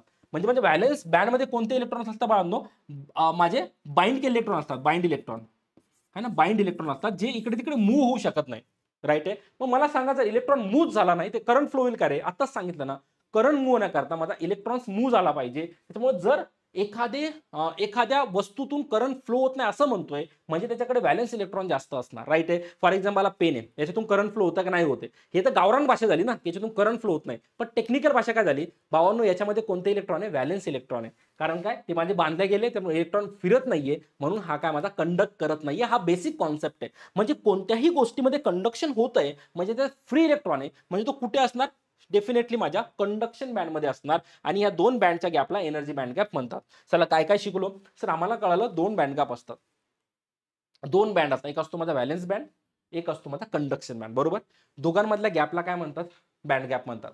माझं करंट फ्लो होणं म्हणजे इलेक्ट्रॉनचं वाहनं, राईट आहे. इलेक्ट्रॉन वाहतात ते म्हणजे करंट फ्लो होतोय, आणि वाहणाऱ्या इलेक्ट्रॉनचं घर कोणतं आहे माझं, फ्री इलेक्ट्रॉनचं व्हॅलेन्स, माझं कंडक्शन बँड, म्हणजे मुलींचं मी माहेर म्हणतो, राईट आहे. आणि व्हॅलेन्स बँड म्हणजे माझे बांधलेले इलेक्ट्रॉन, ज्याच्यामुळे कधीच करंट फ्लो होणार नाही, तो कोणता आला माझा, तो झाला माझा व्हॅलेन्स बँड. मग मी जर विचारला हा माझा पेन प्लास्टिकचा आहे, हा कोणत्या बँडमध्ये पडणार, हा व्हॅलेन्स बँडमध्ये पडणार, कारण याच्यातून कधी प्लास्टिकमधून कधी करंट फ्लो होणार नाही, कारण इलेक्ट्रॉन फ्री नाहीये. फ्री नाही म्हणजे बांधलेले, म्हणजे कोणामध्ये, व्हॅलेन्स बँडमध्ये. क्लिअर आहे. चला आता हे जर क्लिअर झालं असेल, मला सगळ्या प्रश्नांची एक एक उत्तर द्या. बघा पुढचा प्रश्न काय, इन्सुलेटरमध्ये करंट का फ्लो होत नाही. आता करंट फ्लो होत नाहीये, प्रश्न वाचून घ्यायचा पॉज करून तुम्ही. करंट फ्लो होत नाहीये म्हणजेच काय, म्हणजे त्याच्याकडे फ्री इलेक्ट्रॉन नाहीये, है ना, याच्याकडे फ्री इलेक्ट्रॉन नाहीये, म्हणून मी ऑप्शन नंबर बी मार्क करू शकतो, राईट आहे. त्याच्याकडे नाही, आयटम्स नाही, सॉरी, त्याच्याकडे फ्री इलेक्ट्रॉन नाही ना, ऑप्शन नंबर ए करेक्ट असेल माझा. अरे सॉरी, मी काय करतो, वाचत नाही. दे हॅव फ्री इलेक्ट्रॉन्स, बिलकुल नाही. They have items, they have very large band gap, they are made of silicon, they generate energy. Sorry, Y insulator, हा परत जर मला फ्री इलेक्ट्रॉन पाहिजे असेल, एक कॉन्सेप्ट राहून गेला. जर मला फ्री इलेक्ट्रॉन पाहिजे असेल तर हे बाइंडेड इलेक्ट्रॉन मला इथून इकडे जम्प करावे लागतात, है ना, त्यांना इथून इकडे उडी मारावं लागतात, कारण वरती येऊन ते फ्री होतात, राईट आहे. मग हा जो गॅप आहे, हा गॅप जर खूप जास्त असेल तर याने किती पण उड्या मारू द्या, हा इथपर्यंत पोहोचेल का, बिलकुल पोहोचणार नाही. आणि जर इलेक्ट्रॉन इथं पोहोचला तर तो फ्री होईल का, बिलकुल फ्री होणार नाही. परत तेच उदाहरण देतो, मुलगी एकदा सासरी आली का, सासरून जोपर्यंत ती माहेरला पोहोचत नाही तोपर्यंत ती फ्री होईल का कधी आयुष्यात, कधीच नाही. ती बांधलेलीच राहील, का तिला सासरचं असंच म्हणणार, जोपर्यंत माहेरी पोहोचत नाही तोपर्यंत.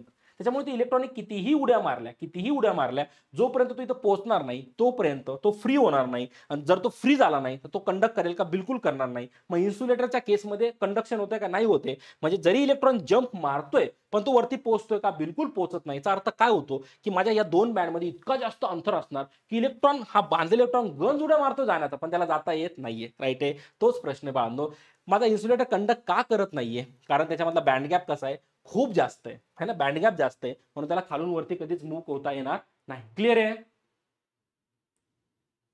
आय होप क्लिअर झाला असेल, राईट आहे. कॉन्सेप्ट हळूहळू क्लिअर होणार बाळांनो. अजून पुढे जेव्हा इलेक्ट्रॉनिकचे आणखी थोडेफार क्वेश्चन घेईल, तुमचं क्लिअर करून देईल मी, है ना. विच ऑफ द फॉलोइंग, बघा यापैकी करंट केव्हा जास्त फ्लो होईल. बघा करंट जास्त फ्लो होण्यासाठी सगळ्यात अगोदरची कंडिशन काय, व्ही इक्वल्स टू काय असतो माझा, आय गुणले आर असतो. जर मला करंट जास्त पाहिजे असेल, सगळ्यात अगोदर रेजिस्टन्स माझं कमी असलं पाहिजे. व्होल्टेज जितकं जास्त तितकं चांगलं, बरोबर ना, कारण जितकं व्होल्टेज वाढलं माझं करंट वाढेल, आणि जितकं रेजिस्टन्स कमी झालं तितकंही माझं करंट कमी जास्त वाढेल. म्हणजे सगळ्यात पहिले हाय रेजिस्टन्स नंतर करंट फ्लो होणार नाही, दोघं उडाले. लो रेजिस्टन्स पाहिजे, पण त्याच्यावर व्होल्टेज कसं असलं पाहिजे, जास्त असलं पाहिजे. व्होल्टेज कमी असेल तर काही होणार नाही, कारण ओम्स लॉ काय म्हणतो, V is proportional to I, है ना. सो व्होल्टेज जास्त असलं पाहिजे. रेजिस्टन्स, आयबीपीएसचे क्वेश्चन बाळांनो इतके चांगले क्वालिटी क्वेश्चन असतात ना, तुम्हाला कन्फ्यूज करून टाकतात, राईट आहे. त्याच्यामुळे कॉन्सेप्ट क्लिअर ठेवायचे, कन्फ्युजन होणार नाही.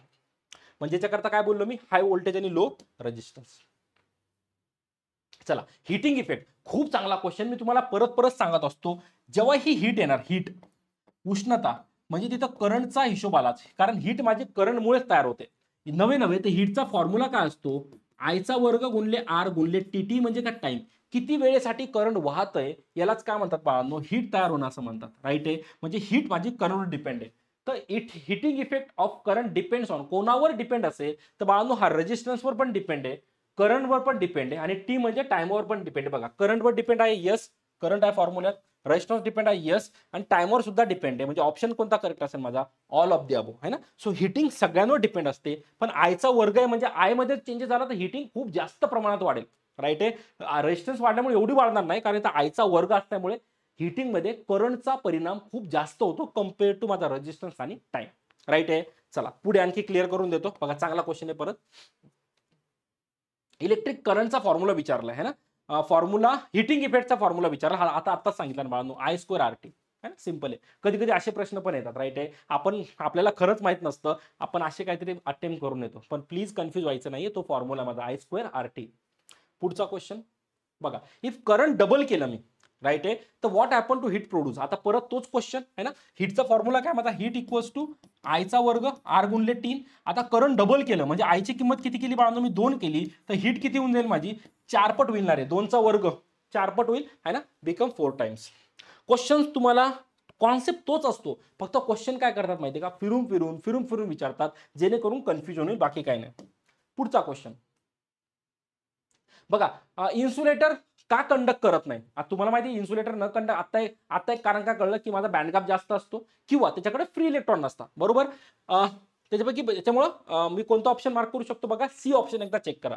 त्याच्याकडे इलेक्ट्रॉन कसे असतात, घट्ट असतात, बाउंड असतात, बांधलेले असतात. आणि तुम्हाला आताच सांगितलं बांधलेले इलेक्ट्रॉन कुठे असतात, व्हॅलेन्स बँडमध्ये असतात. बांधलेल्या इलेक्ट्रॉनमुळे माझे इलेक्ट्रॉन फ्री होत नाही, आणि इलेक्ट्रॉन जर फ्री झाले नाही तर बाळांनो विशेष नाही की त्याच्यामध्ये काहीतरी कंडक्शन होईल, कारण कंडक्शन करता मला फ्री इलेक्ट्रॉन्स लागतात, बरोबर आहे. म्हणून माझा इन्सुलेटर कंडक्ट करत नाही. क्लिअर आहे, सोपा प्रश्न होता. मी अगोदरच काय काय कॉन्सेप्ट सांगून दिले, त्याच्यामुळे क्वेश्चन थोडी मी स्पीड पकडतो, पण तरी डाऊट असेल विचारून घ्यायचा.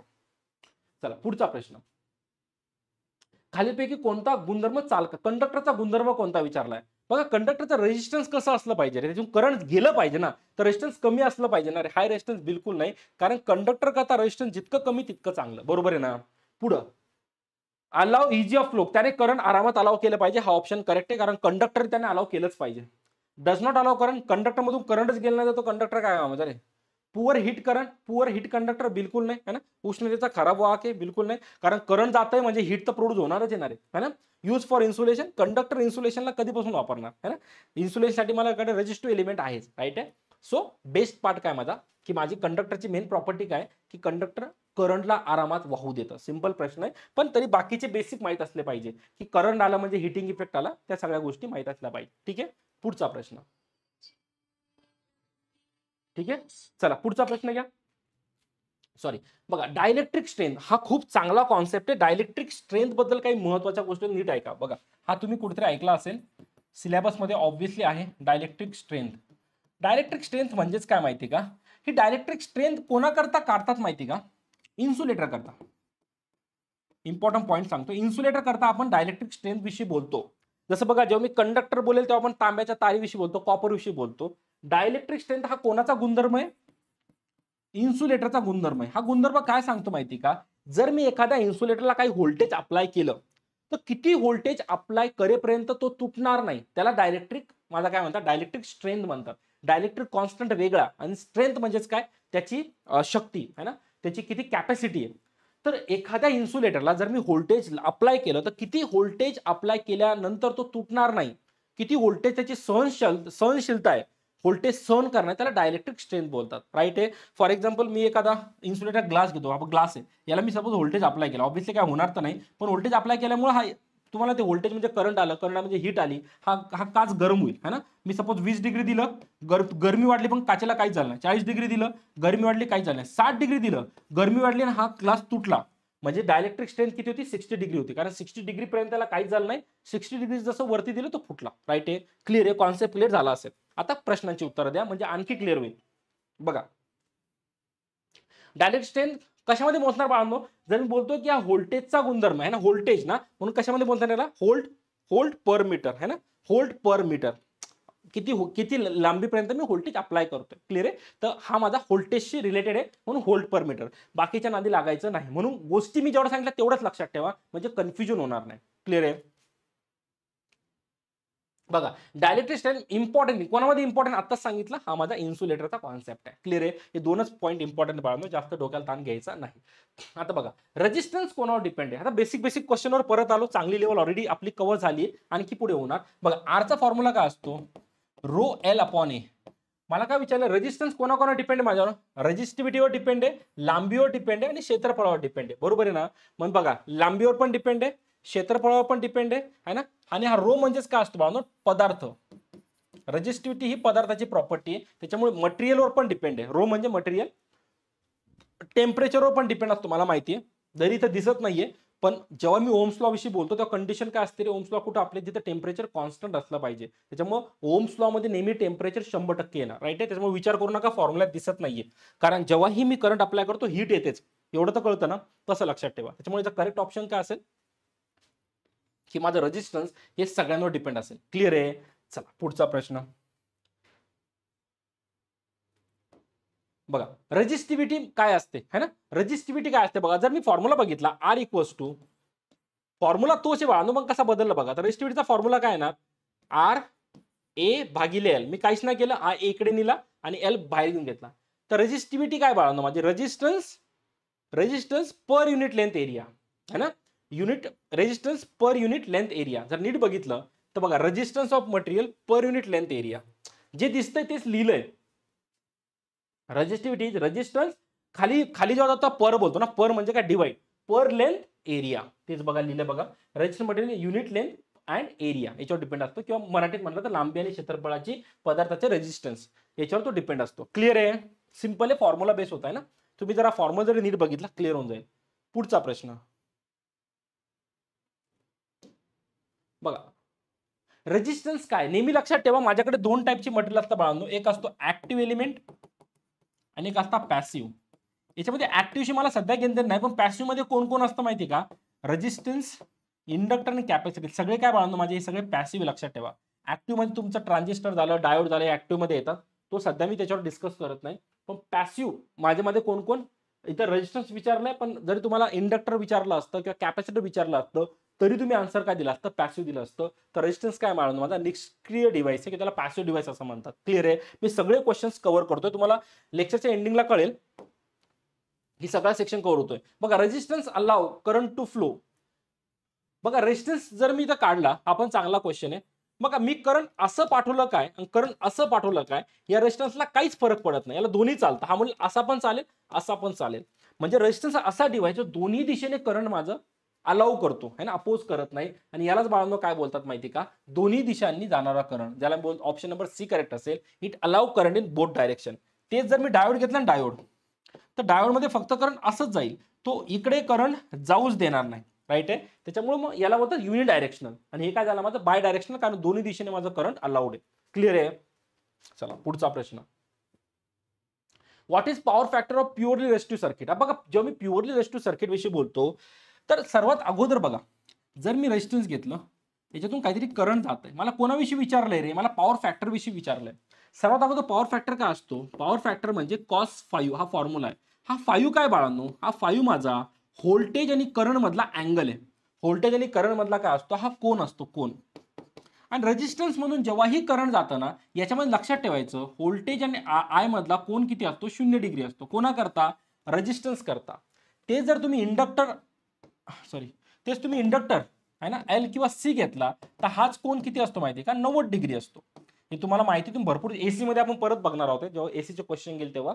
आता फक्त लक्षात ठेवा की रेजिस्टर मध्ये व्होल्टेज आणि करंट मधला अँगल किती असतो, 0 असतो. मला पॉवर फॅक्टर विचारलाय, तर पॉवर फॅक्टर काय येणार बघा, कॉस 5 ची किंमत किती टाकणार, अँगल 0 म्हणून 0 डिग्री, आणि कॉस 0 किती असतो, 1 असतो. 1 म्हणजेच काय बाळा, युनिटी असंही म्हणतात.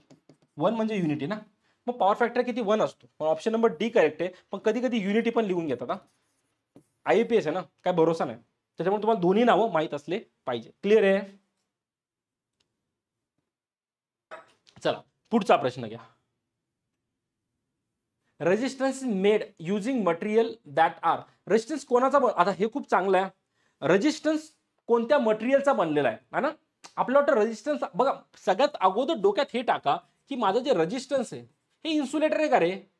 रेजिस्टन्स हे माझं इन्सुलेटर नाहीये, कारण जर इन्सुलेटरच घ्यायचं असतं तर मी लाकूड वापरलं असतं. इन्सुलेटर नाहीये. रेजिस्टन्स काय माझं ऍक्च्युअली कंडक्टिंग मटेरियल आहे, कारण त्याच्यातून करंट जात आहे ना. खूप चांगला कॉन्सेप्ट आहे. जर मी रेजिस्टन्स विषयी बोलतो तर ऑब्व्हियसली त्याच्यातून करंट चाललंय, करंट चाललंय म्हणजे तो कंडक्टिंग आहे. ऑब्व्हियसली कंडक्शन थोडं कमी आहे रेजिस्टन्समुळे, पण कंडक्टिंग तर आहेच ना. क्लिअर आहे. मग मला तेच विचार, रेजिस्टन्स कोणाचा बनलेला असतो. सुपर कंडक्टर बिलकुल नाही, कारण सुपर कंडक्टर घेतला तो रेजिस्टन्स राहणारच नाही, तो कंडक्टर होऊन जाईल. परफेक्ट इन्सुलेटर, जर इन्सुलेटर घेतला तर त्याच्यातून करंटच जाणार नाही, आणि रेजिस्टन्स म्हणून तो करंट जातं ना, त्याच्यामुळे हा पण करेक्ट नसेल. Conductor with high resistivity, high resistivity हा माझा करेक्ट ऑप्शन असेल बाळांनो. कंडक्टर घ्यायचा पण रेजिस्टन्स कसं असलं पाहिजे, थोडंसं जास्त असलं पाहिजे, मग तो रेजिस्टन्स म्हणून काम करेल. त्याच्यामुळं शिकण्यासारखं हे होतं की आपल्याला वाटतं रेजिस्टन्स म्हणजे इन्सुलेटर झाला, तो करंटला जाऊ देत नाही. करंटला जाऊ देत नाही, अपोज करतो, पण अलाउ पण करतो आहे ना. सगळंच ब्लॉक केलं तर इन्सुलेटर होऊन जाणार. क्लिअर आहे. त्याच्यामुळे ऑप्शन नंबर माझा कोणता करेक्ट असेल बाळांनो, ऑप्शन नंबर माझा सी करेक्ट असेल. क्लिअर आहे. चला पुढचा प्रश्न. व्हॉट डज प्रायमरी रेजिस्टर सर्किटमध्ये रेजिस्टरचे मुख्य काम काय असतं रे?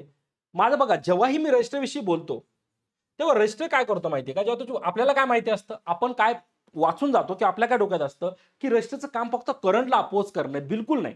मग ते तर त्याचं काम आहे. आणखी काय काम आहे तुम्हाला माहिती, जेव्हा याच्यातून करंट फ्लो होतो ना, हा रेजिस्टर काय होतो माहितीये का, गरम होतो, गरम. तर याचं मेन काम काय असतं माहितीये का, जी इलेक्ट्रिकल एनर्जी त्याला हीट मध्ये कन्वर्ट करतो है ना. आणि याचा फॉर्म्युला तुम्हाला ऑलरेडी दिला मी, I²RT है ना, हा फॉर्म्युला दिला. जितकं करंट फ्लो होणार तितका हा माझा गरम गरम होत जाणार. तेच रेजिस्टन्स कॅपॅसिटर खूप रेअरली गरम होतात कारण ती एनर्जी स्टोअर करतात. पण हा काय करतो, इलेक्ट्रिकल एनर्जीला हीट एनर्जीमध्ये काय करतो, कन्वर्ट करतो आणि गरम होण्याचं काम करतो. त्याच्यामुळे करेक्ट ऑप्शन कोणता असणार बघा, हा काय करतो, माझी इलेक्ट्रिकल एनर्जी जी ना तिला हीट एनर्जीमध्ये कन्वर्ट करायचं काय करत असतो, काम करत असतो. क्लिअर आहे का रे?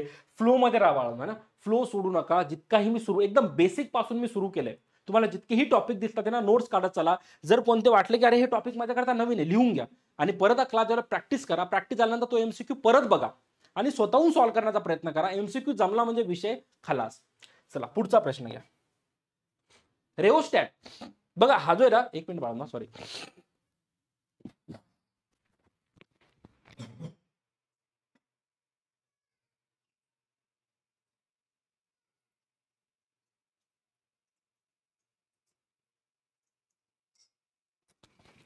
सॉरी. चला परत येतो, कॉन्सेप्ट येतो. मी काय बोलतो तो की रेओस्टॅट काय आहे माझा, रेओस्टॅट ऍक्च्युअली माझा रेजिस्टन्स आहे. पण कोणता रेजिस्टन्स, या व्हेरिएबल रेजिस्टन्स आहे. म्हणजे असा रेजिस्टन्स ज्याचा मी काय करू शकतो, रेजिस्टन्स कमी जास्त करू शकतो. हा तुम्हाला तुम्ही सिलेबस मध्ये कुठेतरी बघितला असता ना, असा काहीतरी दिसतो है ना, असं काहीतरी असतं. याच्यावर एक असा स्लायडर असतो. तो स्लायडर तुम्ही जर मागे पुढे केला ना, त्याच्या अंतर जसं कमी जास्त कराल त्याचं रेजिस्टन्स काय होतं, माझं कमी जास्त करता येतं. मग हा काय बाळांनो, माझा एक व्हेरिएबल रेजिस्टन्स आहे. लक्षात ठेवा, स्टँडर्ड क्वेश्चन आहे. रेओस्टॅट हा माझा नावातच ना रे, आर म्हणजे रेजिस्टन्स. पण कसं आहे, व्हेरिएबल म्हणजे काय, मी रेजिस्टन्स कमी जास्त करू शकतो. 2चं 4 करू शकतो, फिक्स नाही. आपण जे नॉर्मल रेजिस्टर बघतो त्याची व्हॅल्यू फिक्स असते, याची व्हॅल्यू मला कमी जास्त करता येते. चला पुढचा प्रश्न घ्या.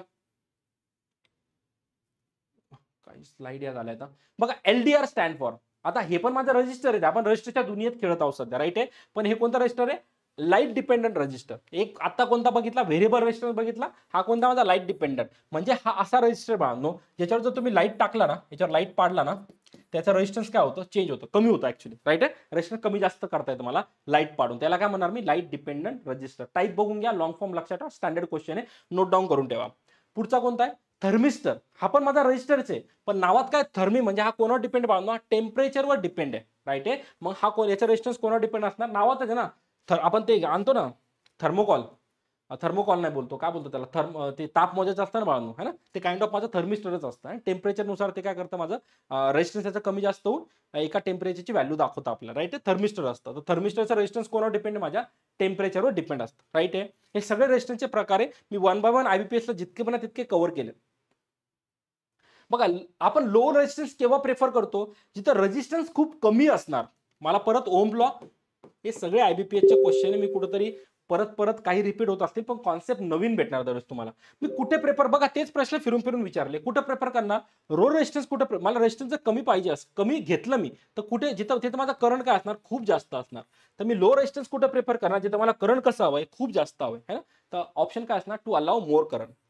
जिथं मला करंट जास्त हवं तिथं ऑब्व्हियसली मी काय करणार, लो रेजिस्टन्सला प्रेफरन्स देणार. पुढचा क्वेश्चन बँडचा आहे, बँड गॅपचा आहे, राईट आहे. पहिले 2 बँड काय दाखवतात, तर नेहमी लक्षात ठेवा, जेव्हा मी 3 बँड बोलतो, माझे एक 3 बँड असतात आणि एक 5 बँड असतात. 2 बँडिंगचे टाईप आहे.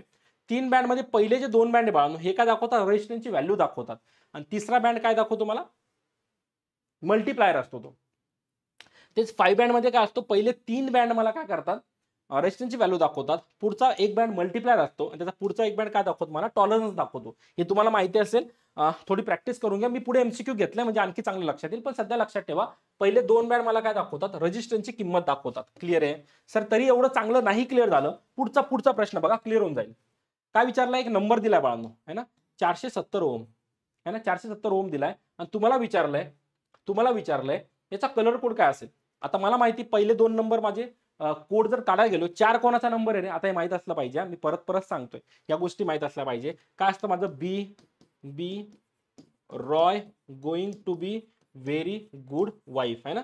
बी म्हणजेच कोणता माझा, ब्लॅक पासून सुरू होतं, व्हाईटला संपतं, है ना. 0 to 9, 9 का 0 1 2 3 4 5 6 7 8 9, बरोबर आहे. 0 to 9 हा माझा ब्लॅकचा 1, रेडचा 2 3 4 5 6 7 8 9, बरोबर आहे. आता 4 नंबरवर कोण आहे बघा, 4 नंबरवर येल्लो आहे, म्हणजे पहिला माझा येल्लो असणार. परत 7 नंबरवर कोणता आहे बघा, 7 नंबर माझा व्हायलेट आहे बाळांनो, है ना, व्हायलेट. आणि हा शून्य म्हणजेच किती, शून्य म्हणजे 10चा, शून्य म्हणजेच गुणले बघा, 470 ला मी 47 गुणले 10 लिहू शकतो. 10चा घातांक किती झाला, 1 झाला, है ना. 470 ला मी 47 गुणले 10, 10 म्हणजे 10चा पॉवर काहीच नाही म्हणजे 1 असणार. एक कोणासाठी असतो माझा, एक ब्राऊन साठी असतो, म्हणजेच काय असणार माझा कलर, येल्लो, व्हायलेट आणि brown. Option number A match होतोय. क्लिअर आहे का रे? मग याच्यावरून तर कळलं ना की पहिले ते 2 डिजिट होते, त्याने मला काय दिलं, रेजिस्टन्सची व्हॅल्यू दिली, तिसऱ्याने मला काय दिला, मल्टिप्लायर दिला की पॉवर किती आहे. क्लिअर आहे? चला पुढचा क्वेश्चन घ्या. आणखी एक दोन प्रश्न घेतो म्हणजे क्लिअर होईल तुमचं, डाऊट ठेवणार नाही मी. आता किती विचारलाय बघा, 220 किलो ओम विचारलाय. आता परत त्याला पॉवर मध्ये कन्वर्ट करून घ्यायचं. 220 म्हणजे किती, 22 गुणिले 10 आणि किलो म्हणजे किती, 10चा कितवा घात बाळांनो, तिसरा घात. म्हणजे याला कसं लिहू शकतो मी, 22 गुणिले 10चा तिसरा घात प्लस, आता बोललो ना घातांकाचे नियम आले पाहिजे, 10चा तिसरा प्लस 10चा चौथा घात झाला, म्हणजे 22 गुणिले 10चा चौथा घात. 2 कोणासाठी असतो, 2चा कलर रेड असतो, बघून घ्या, है ना. 2 म्हणजे काय आला माझा, रेड झाला.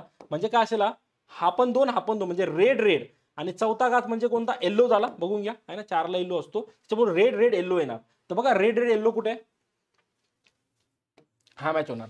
इथं बघा गोल्ड देऊन दिलंय, पण गोल्ड साठी काही बँडिंग नाही दिली आहे. तर नेहमी लक्षात ठेवा, जर काहीच नसेल तर बाय डिफॉल्ट आपण गोल्ड घेतो. आणि गोल्डचं टॉलरन्स किती असतं माहिती का, ±5%. आणि सिल्वरचं किती असतं रे, है ना, हे माहित असलं पाहिजे. सिल्वरचं असतं बाळांनो ±10%. हे दोन्ही माहित असलं पाहिजे. इथं काही दिलं होतं म्हणून गोल्ड घेतलं, पण बघा रेड येल्लो बाकी कुठेच या लोकांनी ऑप्शन दिला नाही. त्यामुळे हे डोकं खाजवत बसू नका आयबीपीएसला, अरे गोल्डचं तर बँडिंग काहीच दिलं नाही, कुठून आला बँड, आला ठीक आहे ना, बाकी कुठे तर मॅच होत नाही ना, बाकी कुठे रेड येल्लो आहे का, कुठेच नाहीये. म्हणून तसंच परीक्षेला पण मॅच होणार. हे फक्त तुम्हाला कन्फ्यूज करण्यासाठी असतं, बाकी काहीच नसतं बाळांनो. क्लिअर आहे? चला पुढचा प्रश्न जाऊया. आता बघा, in a resistor colour code which colour represent, बघा 100चा मल्टिप्लायर काय दाखवतो बघा. 100 म्हणजे किती रे, सिंपल आहे. 100 म्हणजे 10चा दुसरा घात. हा 2चा कलर कोणता असतो माझा, रेड असतो. तर ऑप्शन नंबर ई मॅच होणार. तेच प्रश्न आहे, पण कशी फिरून विचारता तुम्ही नीट बघा, है ना. तोच प्रश्न तुम्हाला फिरून विचारतात, जेणेकरून ना तुम्ही विचारात पडावं, बाकी काहीच नसतं. म्हणून बेसिक क्लिअर असेल ना तर गोष्टी खूप आरामात हँडल होतात. म्हणून मी सगळ्या व्हरायटीचे क्वेश्चन घेऊन आलो. तुम्ही कोणताही माझा टॉपिक बघा, रजिस्टर बघा, मागे बेसिक ॲटॉमिक स्ट्रक्चर बघा, कॉन्फिगरेशन बघा, नंतर आता हा वाला टॉपिक झाला कलर कोडचा. मी सगळ्या टाईपचे, म्हणून बोलतो हा कोर्स आहे ना तुम्हाला खूप काही देणार आहे, पण माझ्याबरोबर तुम्हाला पण तितकीच मेहनत घ्यावं लागेल, नोट्स काढावं लागतील, प्रॅक्टिस करत राहावं लागेल. राईट आहे? चला पुढचा प्रश्न. पॅरल कनेक्शन मध्ये टोटल रेजिस्टन्स काय असतं तुम्हाला आत्ताच शिकवलं ना मी, मागे पण सांगितलं होतं. जर माझ्याकडे 2 पॅरलल रेजिस्टर असेल, हा सपोज 3 ओम आहे, हा 4 ओम आहे, तर नेहमी लक्षात ठेवा 3 पॅरलल 4, या दोघांपैकी छोटा कोण आहे रे, 3 ओम छोटा आहे ना. तर दोघांचं जे उत्तर येणार ते नेहमी 3 पेक्षा कसे असेल, 3 पेक्षा नेहमी लहान असेल, 3 पेक्षा लहान असेल. म्हणजेच काय, जेव्हा 2 रेजिस्टर पॅरलल मध्ये लावतात ना, तेव्हा रिझल्ट जो असतो ना, त्या दोघांपैकी जो लहान आहे ना त्याच्यापेक्षा कमी येतो. ते सिरीज मध्ये जर लावलं ना, सपोज हा 3 आहे आणि हा 4 आहे, तर दोघांमध्ये मोठा कोण आहे, 4 आहे, तर माझा रिझल्ट हा 4 पेक्षा नेहमी काय असणार, मोठा असणार. तर पॅरलल मध्ये जो लहान रेजिस्टर असतो त्या लहानपेक्षा उत्तर नेहमी लहान येतं, आणि सिरीज मध्ये जो मोठा रेजिस्टर असतो ना, तर टोटल त्या मोठ्यापेक्षा नेहमी काय असते, मोठी असते. इथं पॅरलल विचारले बाळांनो, मग काय असणार माझा, सर्वात लहान रेजिस्टन्स पेक्षा कमी. इथं बघून घ्या, 3 आहे, 3 पेक्षा कमी आहे ना, लहान रेजिस्टर पेक्षा कमी. राईट आहे? हा तर स्टँडर्ड क्वेश्चन आहे, तुम्ही भरपूर वेळा बघितला असेल, पण माहित असला पाहिजे. बघा पॅरलल साठी कोणता फॉर्म्युला वापरतात, जनरली आपण कसं लक्षात ठेवतो माहिती का, 1/r बरोबर 1/r1 प्लस 1/r2 हा एक फॉर्म्युला आहे. दुसरा, याला जर थोडं सॉल्व्ह केलं ना तर आर बरोबर काय येतं माहिती का, R1 गुणिले R2 छेद R1 प्लस R2. तुम्हाला दोन्हीही फॉर्म्युले माहीत असलं पाहिजे, दोन्हीही फॉर्म्युले माहीत असले पाहिजे. फक्त हा एकटाच माहीत करून फायदा नाही, हा पण माहीत आला पाहिजे. आणि जनरली परीक्षेला हाच वापरतात, कारण याच्यामध्ये परत छेदचे लफडे होऊन जातात आहे ना, परत ते उलटा करत बसा. तो हा फॉर्म्युला स्टँडर्ड आहे बाळांनो. ऑप्शन नंबर बी करेक्ट आहे. तसं परीक्षेकरता तुम्हाला याच्यावर न्यूमेरिकल अपेक्षित आहे, पण मला फॉर्म्युला कुठे काहीतरी करून तुम्हाला सगळे पॉईंट गो थ्रू करून द्यायचे, जेणेकरून काही विचारलं गेलं ना तुमच्याकडून हँडल झाला पाहिजे. क्लिअर आहे. पुढचा प्रश्न, इन पॅरलल सर्किट व्होल्टेज, बघा जेव्हा मी पॅरलल सर्किट विषयी बोलतो ना, सपोज पॅरलल आहे बाळांनो ना, मी असे काहीतरी रजिस्टर घेतो खूप जास्त, इथं इथं काहीतरी सपोज कॅपॅसिटर पण लावून देतो है ना, असं सर्किट आहे. हे सगळे पॅरलल आहे, हे तर कळतं ना रे, समांतर आहे. जर मी ते व्होल्टेज लावलं 4 व्होल्टचं, तर नेहमी लक्षात ठेवा पॅरलल ब्रँचला, हे सगळ्या ब्रँच पॅरलल आहे म्हणून प्रत्येकाच्या अक्रॉस सारखंच व्होल्टेज असेल. इथं पण 4 व्होल्ट भेटणार, इथे पण 4 व्होल्ट भेटणार, इथे पण 4 व्होल्ट भेटणार. म्हणजेच काय, पॅरलल मध्ये माझं व्होल्टेज नेहमी काय असतं, सारखं असतं. हे असं पण समजून घ्या, जर मी एखादं सर्किट काढलं असं सिरीजवालं है ना, आणि याला सपोज मी याच्यातून करंट दिला आहे, तर सिरीज मध्ये माझं करंट काय असतं, सारखं असतं. पॅरलल मध्ये व्होल्टेज काय असतं, माझं सारखं असतं. तर ऑप्शन जर बघितला है ना, same as supply voltage. Parallel voltage मध्ये काय असतं, माझं व्होल्टेज जे सप्लाय व्होल्टेज तेच व्होल्टेज काय सगळ्यांना भेटले ना रे, 4 कळलं ना रे, सिंपल आहे. पुढचा क्वेश्चन काय विचारलंय बघा, जर विद्युत सर्किटमध्ये रेजिस्टरच्या समांतर शॉर्ट सर्किट जोडले तर काय होईल. खूप चांगला क्वेश्चन आहे, कॉन्सेप्च्युअल क्वेश्चन, नीट बघा. जर माझ्याकडे, मी कुठे लिहू, इथंच लिहितो बांधव. सपोज माझ्याकडे एक रजिस्टर आहे आणि मी काय केलं माहिती आहे, रजिस्टरच्या अक्रॉस एक शॉर्ट सर्किट काढून टाकलं. काय काढलं, शॉर्ट सर्किट काढलं. असं काहीतरी केलं मी. शॉर्ट सर्किट कळतं ना, शॉर्ट सर्किटचं रेजिस्टन्स किती असतं रे, रेजिस्टन्स माझं 0 असतं, कारण त्याच्यात खूप जास्त करंट जातं, मला माहिती आहे.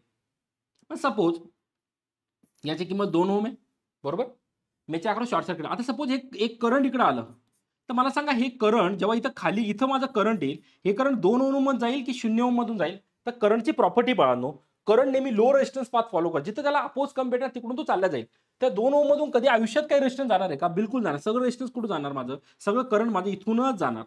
म्हणजे ह्या पूर्ण सर्किटचा रेजिस्टन्स किती झाला, आता रेजिस्टन्स 0 झाला ना, कारण हा 2 ओम जरी त्या नावाला दिसतोय, पण त्याच्यातून काही करंट जातंय का, बिलकुल जात नाहीये. म्हणून बाळांनो, एखाद्या रेजिस्टन्सच्या अक्रॉस जर मी शॉर्ट सर्किट लावलं, शॉर्ट सर्किट म्हणजे रेजिस्टन्स 0 झालं, तर करंट माझं नेहमी त्याच पाथमधून जाणार ज्या पाथचं रेजिस्टन्स कमी असणार. म्हणून 2 ओम मधून असंही काही रेजिस्टन्स माझं करंट जाणार नाही. म्हणजे माझा टोटल रेजिस्टन्स किती होऊन जाणार, 0 होऊन जाणार. आणि करंट कसं वाहणार रे, करंट माझं मॅक्झिमम वाहणार, कारण करंटला आता रेजिस्टन्सच राहिलं नाही.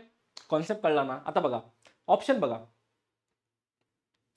जर विद्युत सर्किटमध्ये शॉर्ट सर्किट लावलं तर काय होईल. तर ऑप्शन नंबर डी वाचा, मी सगळे वाचत बसत नाही, टाइमपास होईल. ऑप्शन नंबर डी का बोलतो, विद्युत प्रवाह रेजिस्टरला बायपास करेल, रेजिस्टरला बायपास करेल आणि सगळं करंट कुठून जाईल बाळांनो, माझ्या शॉर्ट सर्किट मार्गामधून वाहणार. हा कॉन्सेप्ट आहे, कारण शॉर्ट सर्किट रेजिस्टन्स कसं असतं, माझं कमी असतं, म्हणून सगळं करंट माझं कोणामधून जाणार, शॉर्ट सर्किट मधून जाणार. क्लिअर आहे. पुढचा प्रश्न घ्या. बघा, short circuit connected across resistor, तर resistance of the circuit will be. आता सांगितलं ना, जर माझ्या एखादा रेजिस्टन्स आहे आणि याच्या अक्रॉस जर मी शॉर्ट सर्किट केला, तर क्वेश्चन आयबीपीएस ने परत फिरून विचारला, तर टोटल रेजिस्टन्स किती येणार. तर आत्ताच बोललो ना, इथून माझं करंट काही जाणारच नाही, तर माझं हे रेजिस्टन्स कामाचंच नाही काही. म्हणजे माझं सगळं करंट इकडून जात आहे, म्हणजे याला काही रेजिस्टन्स राहणार का रे, बिलकुल नाही. कारण तू करंटच गेलं नाही तर रेजिस्टन्स काय राहणार. म्हणजे शॉर्ट सर्किट जर मी याला अक्रॉस लावलं, तर माझं रेजिस्टन्स सर्व सर्किट होऊन जाणार बाळांनो, 0 होऊन जाणार. तो ऑप्शन नंबर काय, डी माझा करेक्ट असेल. सगळे छोटे मोठे कॉन्सेप्ट तुम्ही कुठेतरी वाचले असणार, पाहिले असणार, पण जेव्हा क्वेश्चनच्या स्वरूपात आपण अशी प्रॅक्टिस करतो ना, खूप जास्त हेल्प होती आणि लॉंग टर्म लक्षात पण राहतं. क्लिअर आहे. ते बाळांनो फर्स्ट 50 कंप्लीट झाले. मला 2च मिनिटं द्या, मी पुढची स्लाइड ओपन करतो है ना. हे पहिले 50 झाले आपले. पीडीएफ एकच मिनिट द्या, जास्त टाइमपास करणार नाही.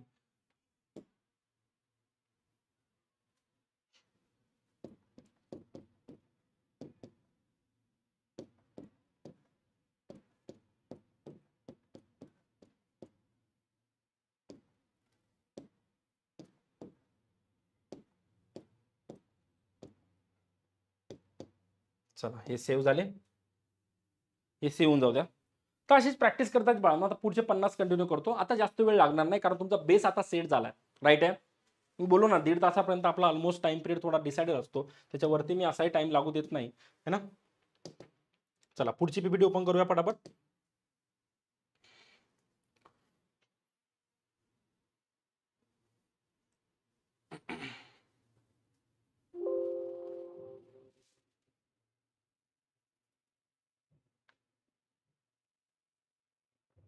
ओके. ऍट टाइम 100 क्वेश्चन आले नाही म्हणून 2 करावे लागले. तुम्हाला मास्तर कशाला टाइमपास केला है ना.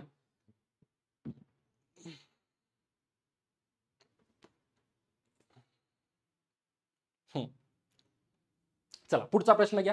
बघा जेव्हा 2 रजिस्टर काय बोलल्यात, आता बघा थोडी स्पीड वाढवा, कारण आता मी भरपूर कॉन्सेप्ट बेसिकचे क्लिअर करून दिले. आता चांगल्या स्पीडने सोडवता आलं पाहिजे, बरोबर आहे. आणि मी असं अझूम करतोय की तुम्ही माझा कोर्स जो कम्प्लीट टेक्निकल कोर्स आहे भरपूर मुलांनी कंप्लीट केला, त्यांना तर ह्या गोष्टी खूप चिंदी वाटणार. पण तुम्ही इकडून तिकडून जरी शिकून आले पण कॉन्सेप्ट क्लिअर करून आले, त्या गोष्टी चिंदी बाळांनो. बघा काय क्वेश्चन विचारलाय, 2 माझे काय समांतर रेजिस्टर जोडले तर टोटल रेजिस्टन्स काय असणार है ना. बघा जर माझं समांतर म्हणजे सारखे रेजिस्टन्स आहे बाळांनो, जर माझा हा पण आर आहे हा पण आर आहे, दोन्ही सारखे आहे. तुम्हाला मी काय शिकवलं होतं, तर रेजिस्टन्सची व्हॅल्यू तीच असते, ते रजिस्टर आहे, पण टोटल रजिस्टर किती 1 2 म्हणजे आर बाय किती झाली 2 होऊन जाते. सारखे रजिस्टर असेल तरच.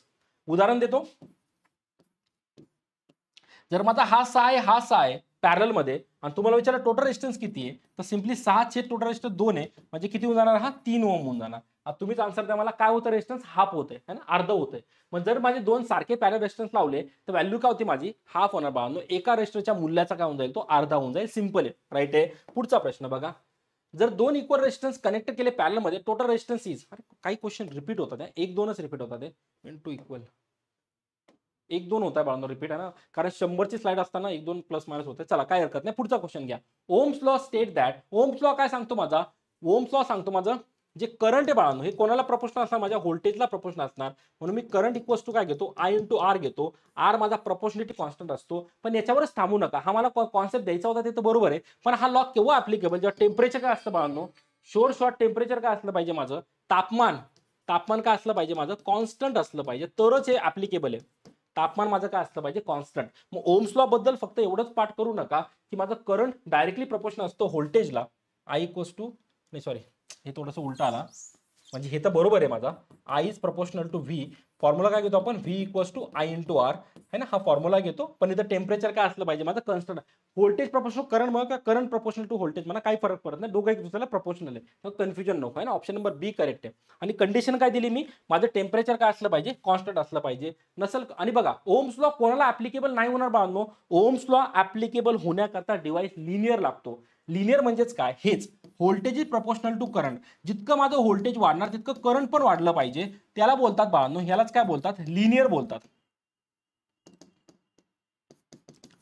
जितकं व्होल्टेज वाढलं तितकंच करंट वाढलं, त्याला मी काय बोलतो, लिनियर बोलतो. आणि जर डिव्हाइस लिनियर असेल तरच कोणता लॉ लागतो, माझा ओम्स लॉ लागतो. मग ओम्स लॉ कोणाला होल्ड नाही करणार, जर माझा डिव्हाइस काय असेल, नॉन लिनियर असेल. नॉन लिनियर म्हणजेच काय, डायोड वगैरे घ्या तुम्ही है ना, डायोडची कॅरेक्टरिस्टिक बघितली असेल ना, असा काय ड्रॉ होतो. नॉन लिनियर आहे, जितकं माझं व्होल्टेज वाढतंय, जितकं माझं व्होल्टेज वाढतं तितकं करंट माझं वाढत नाही ना, असं काहीतरी दिसतो. पण लिनियर कसा असतो माझा, असा असतो, शार्प शार्प आहे ना माझं व्होल्टेज करंट.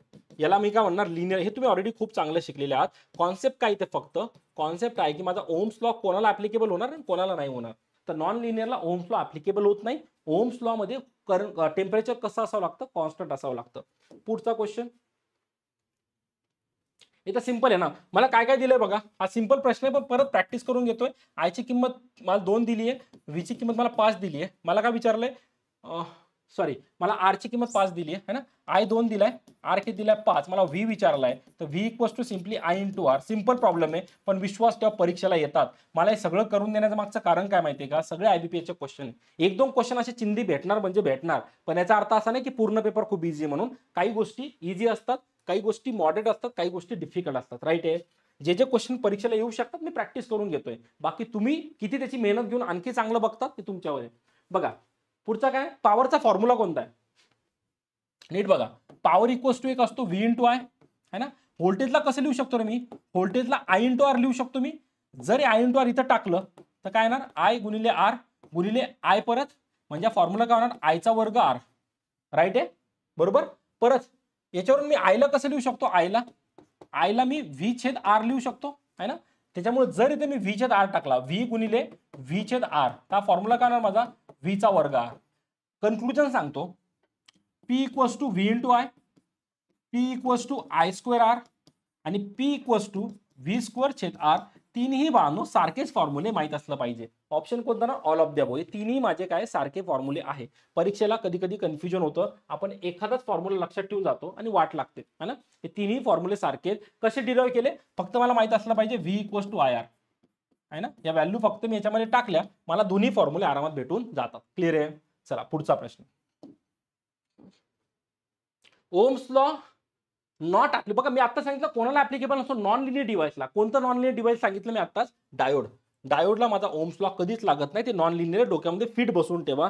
जे जे क्वेश्चन्स एक्झामला एक्सपेक्टेड आहे ना, ऍज इट इज तुम्हाला प्रश्न दिसणार. स्टँडर्ड क्वेश्चन लक्षात ठेवा. बाकीचे बघा, रजिस्टरला ओम लॉ लागतो, बल्बला ओम लॉ लागतो. बल्बमध्ये आपण हिटी किपेटला घेतो ना, I2 RT. हीटर म्हणजे तेच झालं तुमचं. मोटारला पण तुम्ही ओम्स लॉ भरभरून लावतात, कारण तिथे पण तुमचा P = V × I चा जो फॉर्म्युला फॉर्म होतो. राईट आहे? पण ऍप्लिकेबल आहे इन शॉर्ट. राईट आहे?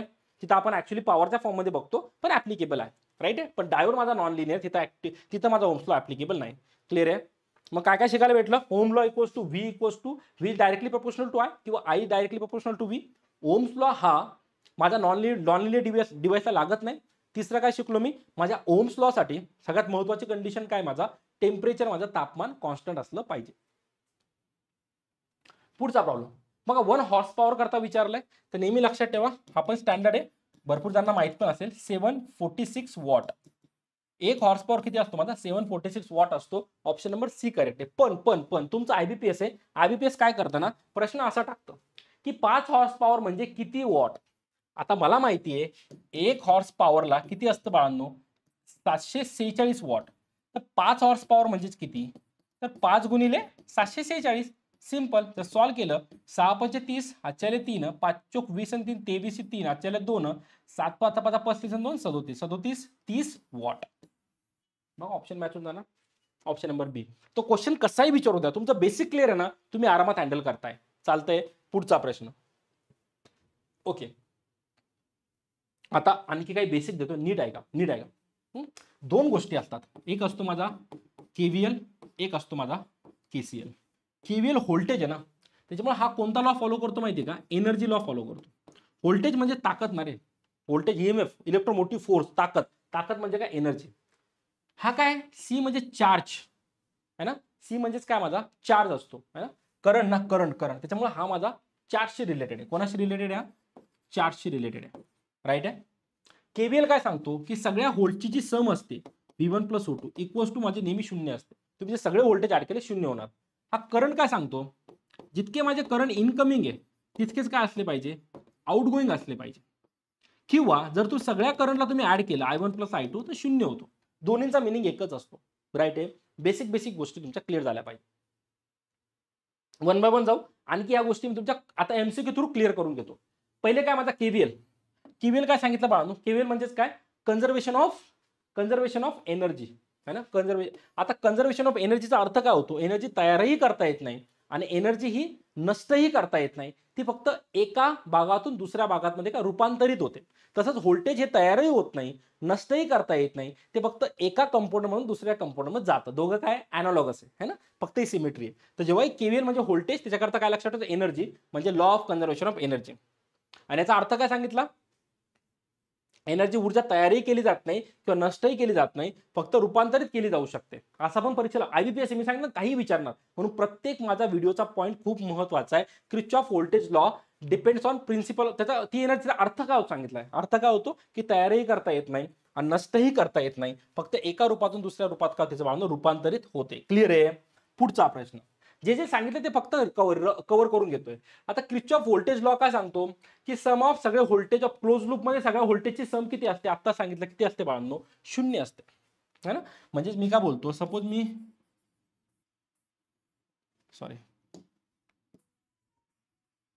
सपोज एक असं लूप घेतलं, इथं V1 इथं V2 आहे, इथं असं. आता मी तो व्होल्टेज सप्लाय दिला नाही पण सांगतोय या क्लोज लूप मध्ये माझ्या V1 + V2 ची बेरीज किती असेल? नेहमी 0 असेल. तर क्लोज लूप मध्ये माझ्या व्होल्टेजची बेरीज नेहमी किती असते? 0 असते. इक्वल्स टूचं साइन आहे, कन्फ्युज होऊ नका, इक्वल्स टू. ठीक आहे. पुढचा प्रश्न. खालीलपैकी किर्चॉफचा पॉईंट कोणतं पॉईंट सत्य? It applies to all electrical circuit, it applies to series circuit, apply to AC circuit. बघ नेहमी लक्षात ठेवा, माझं जे किर्चॉफ KVL किंवा KCL घ्या, AC ला पण ऍप्लिकेबल आहे, DC ला पण ऍप्लिकेबल आहे. तुम्ही DC सर्किट मध्ये पण लॉ लावू शकतात आणि AC सर्किट मध्ये पण लॉ लावू शकता. कन्फ्युज व्हायचं नाही. अरे मास्तरने जेव्हा KVL लावला होता तेव्हा तिथं DC बॅटरी होती, AC असेल तर चालणार नाही. बिलकुल नाही, बिलकुल चालतं है ना. तर AC मध्ये पण चालणार आणि DC मध्ये पण चालणार. तर apply to all electrical circuit. ठीक आहे. आता बघा काही प्रश्न करूया है ना, म्हणजे तुमचा आणखी कॉन्सेप्ट क्लिअर मला काय बोलायचंय. इथं काय दिलंय माहिती का? व्होल्टेज सोर्स दिलाय मला, किती दिला व्ही दिलाय बाळा मला 10 व्होल्ट, जो मी अप्लाय केलाय, राईट आहे. आणि एक रेजिस्टन्सच्या अक्रॉस बघा मी ड्रॉ करतो मग चांगलं कळेल. हे व्होल्टेज ड्रॉप किती दिलाय मला 10 व्होल्ट दिलाय, राईट आहे.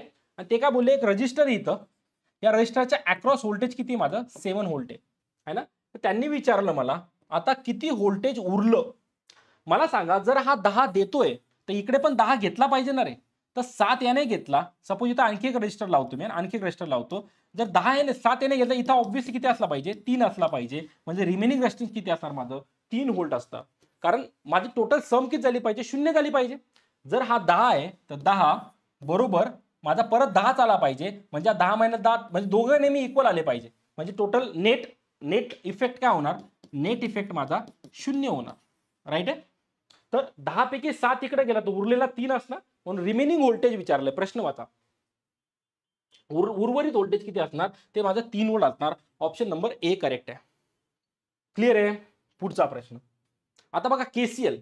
आताच बोललो ना केव्हीएल म्हणजेच काय माझी एनर्जी, तर केसीएल काय माझा चार्ज आहे. म्हणून हा काय असणार कन्झर्वेशन ऑफ चार्ज. जसं सांगतो तसंच लक्षात ठेवा, जास्त डोकं लावू नका.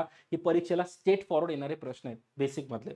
पुढचा प्रश्न आता क्रिचॉफ्स करंट लॉ काय सांगतो की जितकं करंट एंटर होतंय तितकंच करंट काय होणार बाळांनो माझं बाहेर पण जाणार आहे ना. Sum of the current enter to junction equals to sum of the current leaving the junction आहे ना. म्हणजे सपोज हा एक पॉइंट आहे, जर हे 2 आणि 3 आहे, 2 आणि 3 किती झाले 5 झाले. नीट ऐका. तर हे माझे एंटर होतात आहे, त्याचे बाहेर पडेल ते पण किती असलं पाहिजे बाळांनो 5च असलं पाहिजे. हा रूल सांगतो. जर इकडे 5 इकडे 5 नाही म्हणजे तुमचा रूल गेला, डिस्ट्रॉय झाला टूल. मग तिथं त्या सर्किटला ते ऍप्लिकेबल होणार नाही. माझा करंट लॉ काय सांगतो जितकं करंट या नोडमध्ये घुसतं तितकंच बाहेर पण पडलं पाहिजे. नोडने काय खाल्लं नाही पाहिजे ना, नो भ्रष्टाचार. तर 3 2 5 घुसलं तर 5 परत काय गेलं पाहिजे बाहेर गेलं पाहिजे. मग तेच विचारलं एंटरिंग इक्वल्स टू लिव्हिंग आहे ना, जितकं येतं तितकंच माझं बाहेर गेलं पाहिजे. क्लिअर आहे. पुढचा प्रश्न प्रॅक्टिस होणार याची आणखी बघा. आता हा क्वेश्चन नीट वाचा. काय बोललं माहिती का, माझं एक नोड आहे. तुम्ही क्वेश्चन पॉज करून वाचून घ्या ना. एकाच्यातून 3 येत आहे, 2 येत आहे आणि 5 येत आहे. हे माझे एंटर होत आहे. आणि जे बाहेर पडतंय इकडे 6 पडतंय, इकडे 4 पडतंय है ना. तर नेट करंट किती झालं है ना. मला काय माहिती का, इनकमिंग बरोबर किती असलं पाहिजे आउट गोईंग असलं पाहिजे. हे माझा कॉन्सेप्ट आहे. जितकं घुसतं तितकं बाहेर पण गेलं पाहिजे. किती घुसतंय बघा 3 + 2 + 5 एवढं घुसतंय बरोबर. बाहेर किती चाललंय बाहेरवाले आरो 6 + 4. याला जर सॉल्व्ह केला हा पण 10 आहे, हा पण 10 आहे, दोघं 10 झाले. म्हणजे नेट किती झालं बाळांनो नेट माझं 0 झालं. कारण ते एकमेकाला कॅन्सल आउट करून टाक. जितकं आलं तितकं बाहेर गेलं तर माझं उरलं काय काहीच नाही उरलं. जितकं तितकं बाहेर पडल्या गेलं. म्हणजे माझ्याकडे 10 किलो साखर होती, मी 10 किलो देऊन टाकली, मग माझ्याकडे काय उरले 0 है ना. तसं 10 होतं 10 गेलं, माझ्याकडे काहीच उरलं नाही. आन्सर काय असणार माझं 0 अँपिअर है ना. नेट करंट है ना. माझ्याकडं काय उरलं, मी एवढं दिलं तर उरलं काय त्याला नेट बोलतात. 10 किलो साखर होती, मी 10 किलो देऊन टाकली, माझ्याकडे काय उरणार 0 उरणार. असा क्वेश्चन झाला बाळांनो, राईट आहे. पुढचा क्वेश्चन है ना. आता बघा हा क्वेश्चन खूप चांगला आहे, नीट ऐका. हा क्वेश्चन काय बोलतो, परत एक नोड आहे बघा. क्वेश्चन आयपीएस कसं फिरवतो, याच्यातून किती एंटर होतं बघा. एक 4 अँपिअर एंटर झालं, एक 5 अँपिअर एंटर झालं आणि एक 3 अँपिअर एंटर झालं है ना. आणि जे लिव्ह करते बांधव, लिव्ह किती करते 10 अँपिअर लिव्ह करते. आता पहिले हे चेक करा की हा रूल फॉलो करतोय का. रूल काय बोलतो, incoming equals to outgoing. हा माझा रूल बोलतो बघा. रूल फॉलो होतोय का. इनकमिंग बघा 5 आणि 4 9, 9 आणि 3 किती 5 + 4 + 3 किती आलं बघा. 5 आणि 4 9 आणि 3 12 झाले. पण इकडे किती माझं 10 आहे. 12 आणि 10 इक्वल आहे का रे, बिलकुल नाही. म्हणजे रूल फॉलो झाला का, फॉलो झाला नाही. म्हणजे रूलाचं काय झालं, रूलाचं उल्लंघन झालं बाळांनो. ऑप्शन नंबर डी करेक्ट आहे. क्वेश्चन एक्झामला असेच फॉर्म होतात. तुम्हाला कन्फ्यूज करणारे क्वेश्चन असेल जर कॉन्सेप्ट जर हे, म्हणून मी ही जी फास्ट ट्रॅक बॅच घेतोय त्या मागचं कारण हेच आहे. तुमच्या एकदा नजरेखालून हे सगळे क्वेश्चन गेले ना, कधी आयुष्यात तुम्हाला त्रास होणार नाही है ना. पेपरला बसल्यावर सगळ्या गोष्टी डोक्यात फिरत असणार. अरे मास्तरने हे सांगितलं होतं, अरे मास्तरने हे सुद्धा सांगितलं होतं, अरे ही असं नाही असं पण असतं, राईट आहे. हा फायदा आहे, फक्त प्रॅक्टिस करत राहा. चला पुढचा क्वेश्चन घ्या. स्टार डेल्टा कन्व्हर्जन बाळांनो बघा. स्टार डेल्टा वापरता का है ना. थोडं स्टार डेल्टा क्लिअर करतो. स्टार कसं असतं रे माझं, हे माझं डेल्टा झालं है ना, हे माझं डेल्टा झालं. स्टार कसं असतं बाळांनो, हे माझं स्टार झालं बघा. स्टार आणि डेल्टा दोघांमध्ये किती रजिस्टर आहे. याच्यात पण 3 रजिस्टर आहे, याच्यात पण 3 रजिस्टर आहे. काय वापरतात रे, सिम्प्लिफिकेशन साठी वापरतात. कधी कधी डेल्टा सॉल्व्ह करणं अवघड असतं तर आपण त्याला स्टारमध्ये कन्वर्ट करतो. कधी कधी स्टार सोडून अवघड असतं आपण डेल्टामध्ये कन्वर्ट करतो. म्हणजे त्याचा मेन यूज काय, सर्किट सिम्प्लिफाय करणं, पहिला मुद्दा. दुसरा, स्टारमध्ये जर नीट बघितलं तर टोटल बघा इथं काय असतो, सपोज माझा आर ए झाला, हा माझा आरबी झाला आणि हा माझा आरसी झाला. तर जर मला डेल्टा पासून स्टार कन्वर्ट करायचा आहे, म्हणजे सपोज मला R1 R2 आणि R3 काढायचं आहे, तर मला टोटल R1चं एक इक्वेशन लागेल, R2चं एक इक्वेशन लागेल आणि R3 करता एक इक्वेशन लागेल. तिन्ही इक्वेशन आपल्याला माहिती आहे, राईट आहे. इक्वेशन घ्यायचा पॉईंट नाही, मुद्दा वेगळा आहे. म्हणजे मला स्टार टू डेल्टा जरी काढायचं असेल तर R1 कॅल्क्युलेट करण्यासाठी एक इक्वेशन लागेल, R2 साठी परत एक इक्वेशन लागेल आणि R3 साठी एक इक्वेशन लागेल. टोटल 3 इक्वेशन लागणार. तेच उलटं, सपोज मला स्टार पासून डेल्टा काढायचं आहे, म्हणजे मला काय काय काढावं लागेल, RA काढावं लागेल, RB काढावं लागेल, RC पण काढावं लागेल. म्हणजे परत मला किती इक्वेशन लागणार, 3 इक्वेशन लागणार. बोलायचा मुद्दा एवढा, डेल्टा पासून स्टार कन्वर्ट करा किंवा स्टार पासून डेल्टा कन्वर्ट करा, टोटल इक्वेशन किती लागणार बाळांनो, 3 इक्वेशन लागणार आहे. दुसरा मुद्दा क्लिअर झाला. तिसरा मुद्दा आहे का, जर या सगळ्या रेस्टॉरंटची किंमत सारखी असेल आणि मग मला स्टार टू डेल्टा कन्वर्ट करायचं, मग 3 इक्वेशन घ्यायची गरज नाही. मग शॉर्टकट आहे. शॉर्टकट काय माहिती का, डेल्टा लिहून घ्यायचा. डेल्टा डेल्टा म्हणजे ट्रायंगल झाला. डेल्टाला किती बाजू बाळांनो, 1 1 2 3 बाजू, म्हणजे डिवाइड बाय 3 करायचं, इक्वल्स टू वाय. म्हणजे रिलेशन काय भेटतं मला रिलेशन भेटतं delta equals to 3 into Y. हे केव्हा, जेव्हा सगळ्यांच्या किमती सारख्या असेल तेव्हा, राईट आहे. हे फक्त बेसिक दिलं. काही जणांना वाटेल खूप फास्ट सांगितलं, पण याचे सगळे एमसीक्यूची प्रॅक्टिस मी करून घेतली. माझी सांगण्याचा फॉर्मॅट तोच असतो. आता हे सगळे कॉन्सेप्ट आपण क्लिअर करून घेऊ. बघा, पहिला मुद्दा, पहिला एमसीक्यू, पहिला कॉन्सेप्ट काय विचारताय, स्टार टू डेल्टा का कन्वर्ट करतात, कशासाठी सांगितलं तुम्हाला मी. मला याचा मेन यूज काय असतो, माझा मेन यूज असतो मला सर्किट सिम्प्लिफाय करण्यासाठी, है ना. सर्किट काय होऊन जातं, सिम्प्लाय होऊन जातं, कॅल्क्युलेशन सोपं जातं. दुसरा प्रश्न बघा, है ना, की माझ्या स्टार किंवा डेल्टामध्ये टोटल रजिस्टर किती असतात. किती रजिस्टर असतात सांगितलं रे, 1 2 3. प्रत्येक बँकला एक एक रजिस्टर असतं, टोटल 3 रजिस्टर. हाच क्वेश्चन डेल्टा करता जरी विचारला असता, है ना, सॉरी हा डेल्टा झाला, पण स्टारला पण 3 असतात, 1 2 3, है ना. प्रश्न स्टारचा राहू द्या का डेल्टाचा राहू द्या, नंबर ऑफ रजिस्टर 3 आहे. पण हाच क्वेश्चन जर मोटरमध्ये विचारला, तिथं नंबर ऑफ वायरिंग विचारतात. तर वायरिंग कनेक्शन डेल्टामध्ये किती असतं, 1 2 3. ते स्टारमध्ये 1 2 3 4 असतं. हे वायरिंग कनेक्शन झाले. पण इथं रजिस्टर विचारलाय म्हणून हा क्वेश्चन मुद्दामून टाकलाय. तुम्हाला सर का चिंदी क्वेश्चन टाकला, पण पेपर नीट बघा. आपण तेव्हा इतकं टेन्शनमध्ये, इतका टेन्समध्ये असतो ना, आपल्या डोक्यात असतं की डेल्टाला 4 वायर लागणार, स्टारला 4 वायर लागणार, डेल्टा 3च लागणार. पण इथं काय विचारलंय, इथं मला नंबर ऑफ रजिस्टर विचारले, ते किती असणार, स्टार राहू द्या का डेल्टा 3च असणार. क्लिअर आहे. पुढचा प्रश्न आता बघा काय विचारलं माहिती का, स्टार मध्ये सगळ्या रेस्टिंगची किंमत किती, माझी R1 plus equals to R2 equals to R3 किती दिलाय मला, 10 दिलाय. कोणामध्ये दिलंय हे, तर मला डेल्टा विचारला, आत्ताच सांगितलं ना रे. डेल्टाची व्हॅल्यू काय, delta equals to 3 time star. Formula आहे, लक्षात कसं ते सांगितलं, डेल्टा काढायचा, डेल्टा 3 वर 3 लिहून घ्यायचं, इक्वल्स टू वाय, है ना, असं लक्षात ठेवायचं. तेच लिहिलं मी. तर 3 गुणले वायची किंमत किती दिली मला, 10. तर मला डेल्टा किती झाला बाळा, 30 झाला. विषय कलास. इतके बेसिक क्वेश्चन परीक्षेला येतात, आपण रिकामा डोक्याला टेन्शन घेत बसतो. पण प्रॉपरली बघितलं, अवघड काहीच नाहीये. क्लिअर आहे. पुढचा क्वेश्चन परत, जसं मी आता बोललो ना, केव्हीएल राहू द्या किंवा केसीएल राहू द्या, एसी साठी पण ऍप्लिकेबल आणि डीसी साठी सुद्धा ऍप्लिकेबल आहे. इन सेम वेने बाळांनो, जर मला स्टार डेल्टा का डेल्टा स्टार करायचा असेल, तो एसी ला पण ऍप्लिकेबल आहे आणि डीसी ला सुद्धा ऍप्लिकेबल आहे. दोघांना पण तो ऍप्लिकेबल होणार. क्लिअर आहे. चल पुढचा प्रश्न, बेसिक आहे ना. इक्वेशन किती लागतं आता सांगितलं ना रे. तुम्ही स्टार टू डेल्टा करा किंवा डेल्टा टू स्टार करा, कन्व्हर्जन करा, टोटल इक्वेशन किती लागणार, 3 लागणार. हे पण ऑलरेडी सांगितलंय. आता फक्त एमसीक्यू कसे येणार ते कव्हर करून घेतो, राईट आहे. 3च लागणार. पुढचा प्रश्न घ्या. बघा, टेम्परेचर कोइफिशियंट है ना, मला फॉर्म्युला कोणता माहित असला पाहिजे, है ना. RT इक्वल्स टू, है ना, R equals to R0 1 plus alpha T2 minus T1. हा माझा मेन फॉर्म्युला आहे. आणि हा जो रेजिस्टन्स कोइफिशियंट आहे ना, तो कशाने दाखवतात बाळांनो, पर डिग्री सेल्सिअसने दाखवतात. की 1 डिग्री सेल्सिअस नंतर किती चेंज, रेजिस्टन्स मध्ये टेम्परेचर चेंज झाल्यामुळे रेजिस्टन्स मध्ये होणारा चेंज हा कशाने दाखवतात बाळांनो, हा माझा टेम्परेचर रेजिस्टन्स कोइफिशियंट दाखवतात. त्याच्यामुळे क्वेश्चन नंबर 1 जो आहे, जिथं मला काय विचारलंय, बेसिक डेफिनेशन विचारले की टेम्परेचर कोइफिशियंट काय असतो. तर हा काय असतो बाळांनो, तापमानामुळे रेजिस्टन्स मध्ये होणारा बदल आहे ना, change in voltage, change in current, हवा हा रेजिस्टन्स म्हणजे तापमानानुसार प्रतिकारात होणारा बदल. म्हणजेच काय, माझं टेम्परेचर, जसं मी टेम्परेचर बदललं तसं माझं रेजिस्टन्स किती बदलतंय पर डिग्री सेल्सिअसला, त्यालाच मी काय बोलतो, टेम्परेचर कोइफिशियंट बोलतो. आणि हा एक महत्त्वाचा फॉर्म्युला. याच्या न्यूमेरिकल मी बोललो ना, मी सोडलं काहीच नाही, न्यूमेरिकल सुद्धा प्रॅक्टिस करून घेईल मी. तुम्हाला काहीच मी असं होऊ देणार नाही की राहिलंय. पुढचा क्वेश्चन बघा, टेम्परेचर हा झाला आपला ना. बघा the unit of temperature coefficient, unit काय सांगितलं आता मी तुम्हाला बाळांनो, पर डिग्री सेल्सिअस नाही, हे चुकीचं आहे. पर डिग्री सेल्सिअस किंवा 1/डिग्री सेल्सिअस, दोन्ही सारखे आहेत, दोन्हीही सारखे आहे ना. तर 1/डिग्री सेल्सिअस. बघा नीट बघा, नीट बघा, ह्या बारीक बारीक चुका परीक्षेला करून येतो. बोलतो आम्ही सगळा पेपर एकदम ऍक्युरेट सॉल्व्ह करून आलो. डिग्री सेल्सिअस नाही, पर डिग्री सेल्सिअस आहे. क्लिअर आहे. पुढचा प्रश्न, पॉझिटिव्ह टेम्परेचर, बघा दोन टेम्परेचर कोएफिशियंट असतात. एक असतो माझा पॉझिटिव्ह टेम्परेचर कोएफिशियंट, एक असतो माझा निगेटिव्ह टेम्परेचर कोएफिशियंट. पॉझिटिव्हचा अर्थ काय होतो माहिती का, टेम्परेचर वाढलं तर रेजिस्टन्स सुद्धा वाढणार. आणि माझा निगेटिव्ह टेम्परेचर कोएफिशियंट काय असतो, टेम्परेचर वाढलं तर रेजिस्टन्स काय होतं माझं, कमी होतं. बघा पॉझिटिव्ह म्हणजे वाढतोय, निगेटिव्ह म्हणजे कमी होतोय, सिंपल आहे.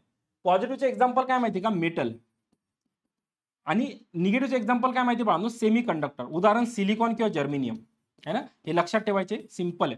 पॉझिटिव्ह म्हणजे कोणता, मेटल, आणि निगेटिव्ह म्हणजे कोणता माझा, सेमी कंडक्टर. आता काय विचारला बघा, पॉझिटिव्ह टेम्परेचर, ही तर सिंपल डेफिनेशन विचारली आहे.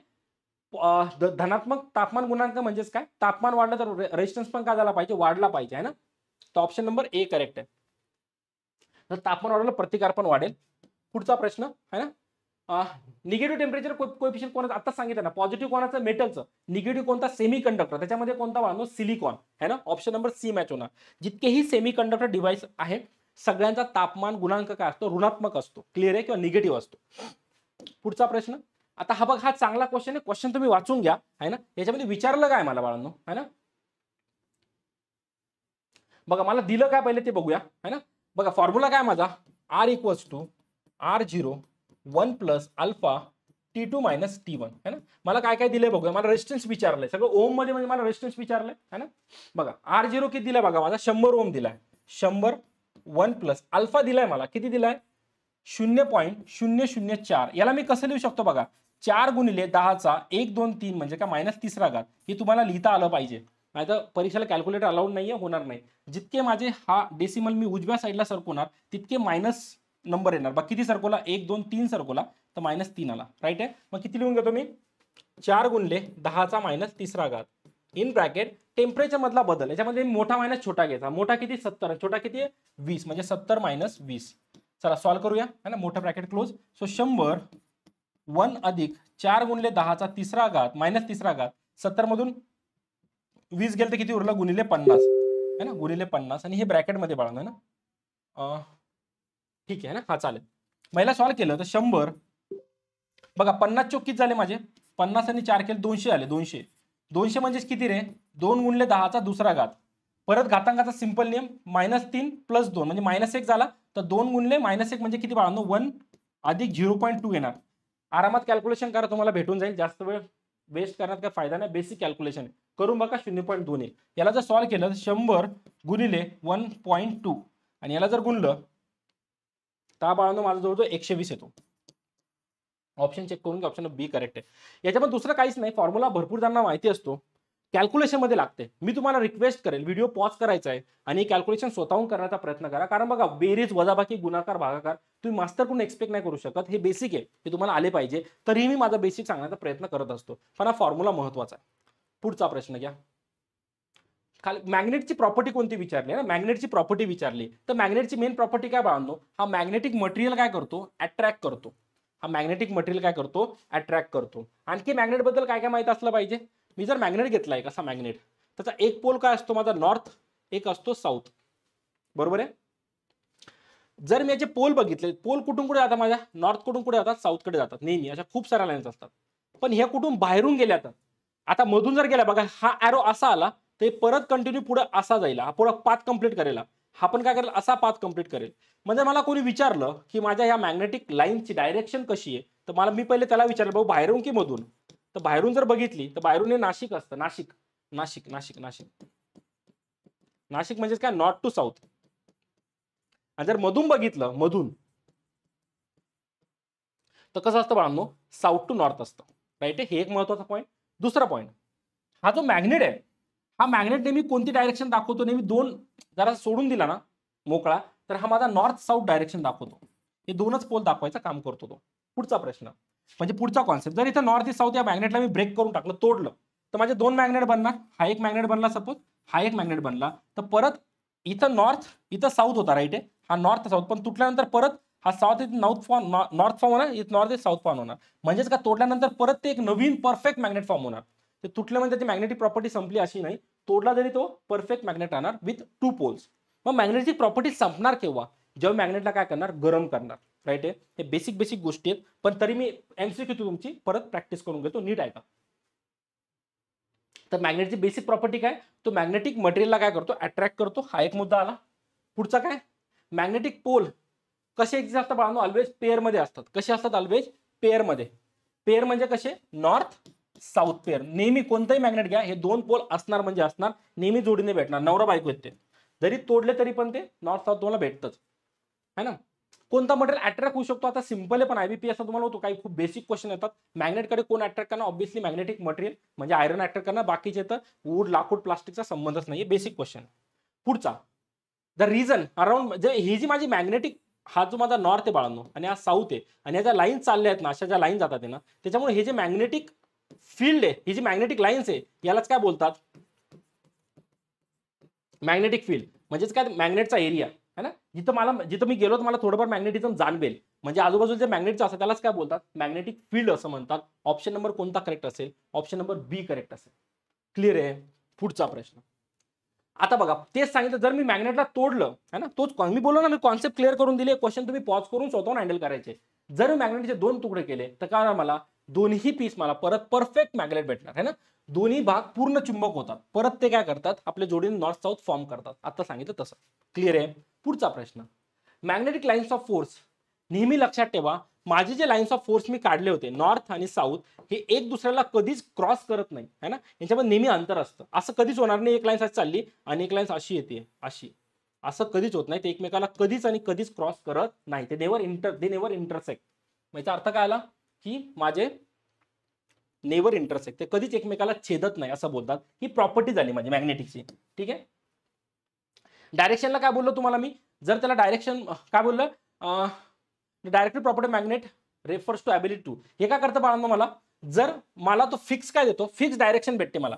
मॅग्नेट काय करतो, मला फिक्स कोणती देतो, नॉर्थ साऊथ. केव्हा देतो, जेव्हा त्याला आपण फ्रीली सस्पेंड करतो, की दोऱ्याने बांधून टाका, असा दोराने त्याला टांगून द्या फ्रीली, तर एक नॉर्थ आणि एक साऊथ मला ऑलवेज 2 डायरेक्शन तो दाखवणार. क्लिअर आहे. सगळं बेसिक आहे मॅग्नेटचं है ना. तेच आता कोणती दिशा दाखवणार, मी आता सांगितलं, फ्रीली सस्पेंड केल्यावर तो दिशा दाखवतो, पण कोणती दाखवतो, आपलं तेही झालं बाळांनो, नॉर्थ साऊथ है ना. कोणती दिशा दाखवणार माझी, नॉर्थ साऊथ. NS पोल नाही बोलतो, SN पण ना, NS पोल बोलतो. राईट आहे, ही दिशा दाखवतो. पुढचा प्रश्न घ्या.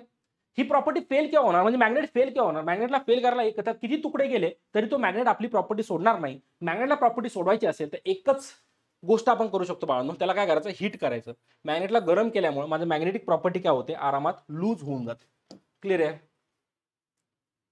आता आहे का, मॅग्नेटिक इंडक्शन. इंडक्शन एक प्रोसेस आहे. इंडक्शन म्हणजेच काय, सपोज माझ्याकडे एक कॉईल आहे बाळांनो है ना, ही कॉईल आहे ना, याच्यातून मी करंट फ्लो केलं तर ऑब्व्हियसली तर मॅग्नेटिक फील्ड प्रोड्यूस होणार. आता इथे सपोज मी एक वायर ठेवली, त्या वायरमधून काय होतं, करंट फ्लो होतं. कशामुळे, माझ्या इंडक्शन प्रॉपर्टीमुळे. म्हणजेच काय, मी ज्यातून करंट फ्लो केलं तर मॅग्नेटिक फील्ड प्रोड्यूस झाली. ही मॅग्नेटिक फील्डने या करंटला कट केल्यामुळे तो व्होल्टेज इंड्यूस होऊन माझं करंट फ्लो होतं. यालाच म्हणतात Faraday's law of electromagnetic induction, जे आपण मोटर ट्रान्सफॉर्मरमध्ये बघतो. पण ह्या प्रॉपर्टीला काय म्हणतात, की ज्या प्रॉपर्टीमुळे मी जर एखादं कंडक्टर माझ्या मॅग्नेटिक फील्डमध्ये ठेवलं, त्याच्यातून करंट फ्लो होईल, त्याला इंडक्शन प्रॉपर्टी म्हणतात. क्लिअर आहे. क्वेश्चन थ्रू आणखी क्लिअर करून घेऊ, समजलं नसेल तर. काय विचारलं बघा, चुंबकीय प्रेरण ही प्रक्रिया आहे, ज्यावेळी एखादा पदार्थ चुंबकीय होतो तेव्हा काय होणार बाळांनो, केव्हा होणार तो, जेव्हा तुम्ही मॅग्नेटिक फील्डमध्ये त्या पदार्थाला ठेवणार, तेव्हा त्याची चुंबकीय प्रॉपर्टी भेटणार. राईट आहे. म्हणजेच काय, करंट केव्हा, आता करंट फ्लो झाला म्हणजे ऑब्व्हियसली करंट आणि मॅग्नेटिक फील्ड मित्र आहे. करंट गेलं म्हणजे याची पण स्वतःची मॅग्नेटिक फील्ड प्रोड्यूस होणार. क्लिअर आहे. मग इंडक्शन काय बोलतो, इंडक्शन प्रॉपर्टी केव्हा भेटणार, जेव्हा मी तो एखादा पदार्थ मॅग्नेटिक फील्डमध्ये ठेवणार, तेव्हा मला काय भेटणार, तेव्हा मला ही माझी इंडक्शन प्रॉपर्टी भेटणार. क्लिअर आहे. आणखी थोडं क्लिअर करतो. पुढचा प्रश्न घ्या. बघा, जेव्हा चुंबकीय पदार्थ चुंबकाजवळ ठेवला तेव्हा तो कशामुळे चुंबकीय होतो, आत्ताच सांगितलं. आता मॅग्नेटमुळे होतो, पण कोणत्या प्रॉपर्टीमुळे होतो, तर बाळांनो मॅग्नेटिक इंडक्शन या प्रॉपर्टीमुळे होतो. म्हणून हा क्वेश्चन मी घेतला, कारण इथे मुलांचा मार्क जातो. आपण एवढी मेहनत करतो आणि या बेसिक गोष्टीमध्ये मार्क्स गमावून बसतो. तर इंडक्शन प्रॉपर्टी नेहमी लक्षात ठेवा. मॅग्नेटिक फील्डमध्ये जर एखादा पदार्थ आणून ठेवला, कंडक्टिव्ह पदार्थ, की प्लास्टिक नाही, तर त्याच्यात पण स्वतःचा मॅग्नेटिक इफेक्ट होतो. कोणत्या प्रॉपर्टीमुळे, इंडक्शन प्रॉपर्टीमुळे. चला पुढचा प्रश्न घ्या. आणि हे इंड्यूज मॅग्नेटिझम, इंड्यूज बघा दोन एक परमनंट मॅग्नेटिझम असतं, एक इंड्यूज मॅग्नेटिझम असतं. इंड्यूज सांगू, मी पेन असा पेन घासला बघा, असा घासला आणि असा पेपर जवळून दिला तर पेपर त्याला चिपकतो. पण पेपर कायमचा चिपकून राहतो का रे? बिलकुल नाही. थोड्या वेळानंतर तो परत पडून जातो. म्हणजे हे जे ही तर माझी चार्जची प्रॉपर्टी झाली, पण मॅग्नेटचं पण सेम आहे. तुम्ही मॅग्नेटला एखादं लोखंड घासलं आणि ते लोखंड दुसऱ्या लोखंडाला चिपकवलं तर चिपकतं, पण जास्त वेळ नाही, एकदम थोड्या वेळापुरतं चिपकतं. त्यालाच काय म्हणतात? इंड्यूज मॅग्नेटिझम म्हणतात. हे फक्त एकदम थोडा वेळ असतं बाळांनो, आहे ना. थोडा वेळ लोखंड जर तुम्ही मॅग्नेटवर घासलं, दुसऱ्या एखाद्या पिनला चिपकवलं, पिन चिपकते पण थोड्याने पडून जाते. म्हणजे हे जे मॅग्नेटिझम माझं हे कसं असणार माझं? हे माझं टेम्पररी तात्पुरते असतं, आहे ना. इंड्यूज मॅग्नेटिझम नेहमी माझं तात्पुरतं असतं. क्लिअर आहे? पुढचा प्रश्न घेऊ. एमएमएफचा फुल फॉर्म काय? तुम्हाला मॅग्नेटोमोटिव्ह फोर्स. माझ्या इलेक्ट्रिसिटीमध्ये काय असतं? ईएमएफ असतं. तेच मॅग्नेटिक फील्डमध्ये काय असतं माझं?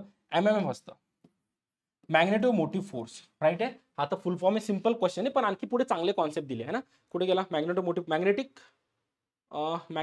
मुव्हिंग फील्ड, मॅग्नेटोमोटिव्ह फोर्स आहे एमएमएफ. राईट आहे. एमएमएफचा फॉर्म्युला कोणाला माहिती का रे? याचा फॉर्म्युला असतो बाळांनो, आहे ना, अँपियर टर्न, आहे ना. अँपियर टर्न, अँपियर म्हणजे काय झाला माझा? आय झाला, टर्न म्हणजे माझा एन झाला, है ना. एन आयन किंवा अँपियर टर्न असं म्हणतात. राईट आहे. पुढे घेतो मी आणखी.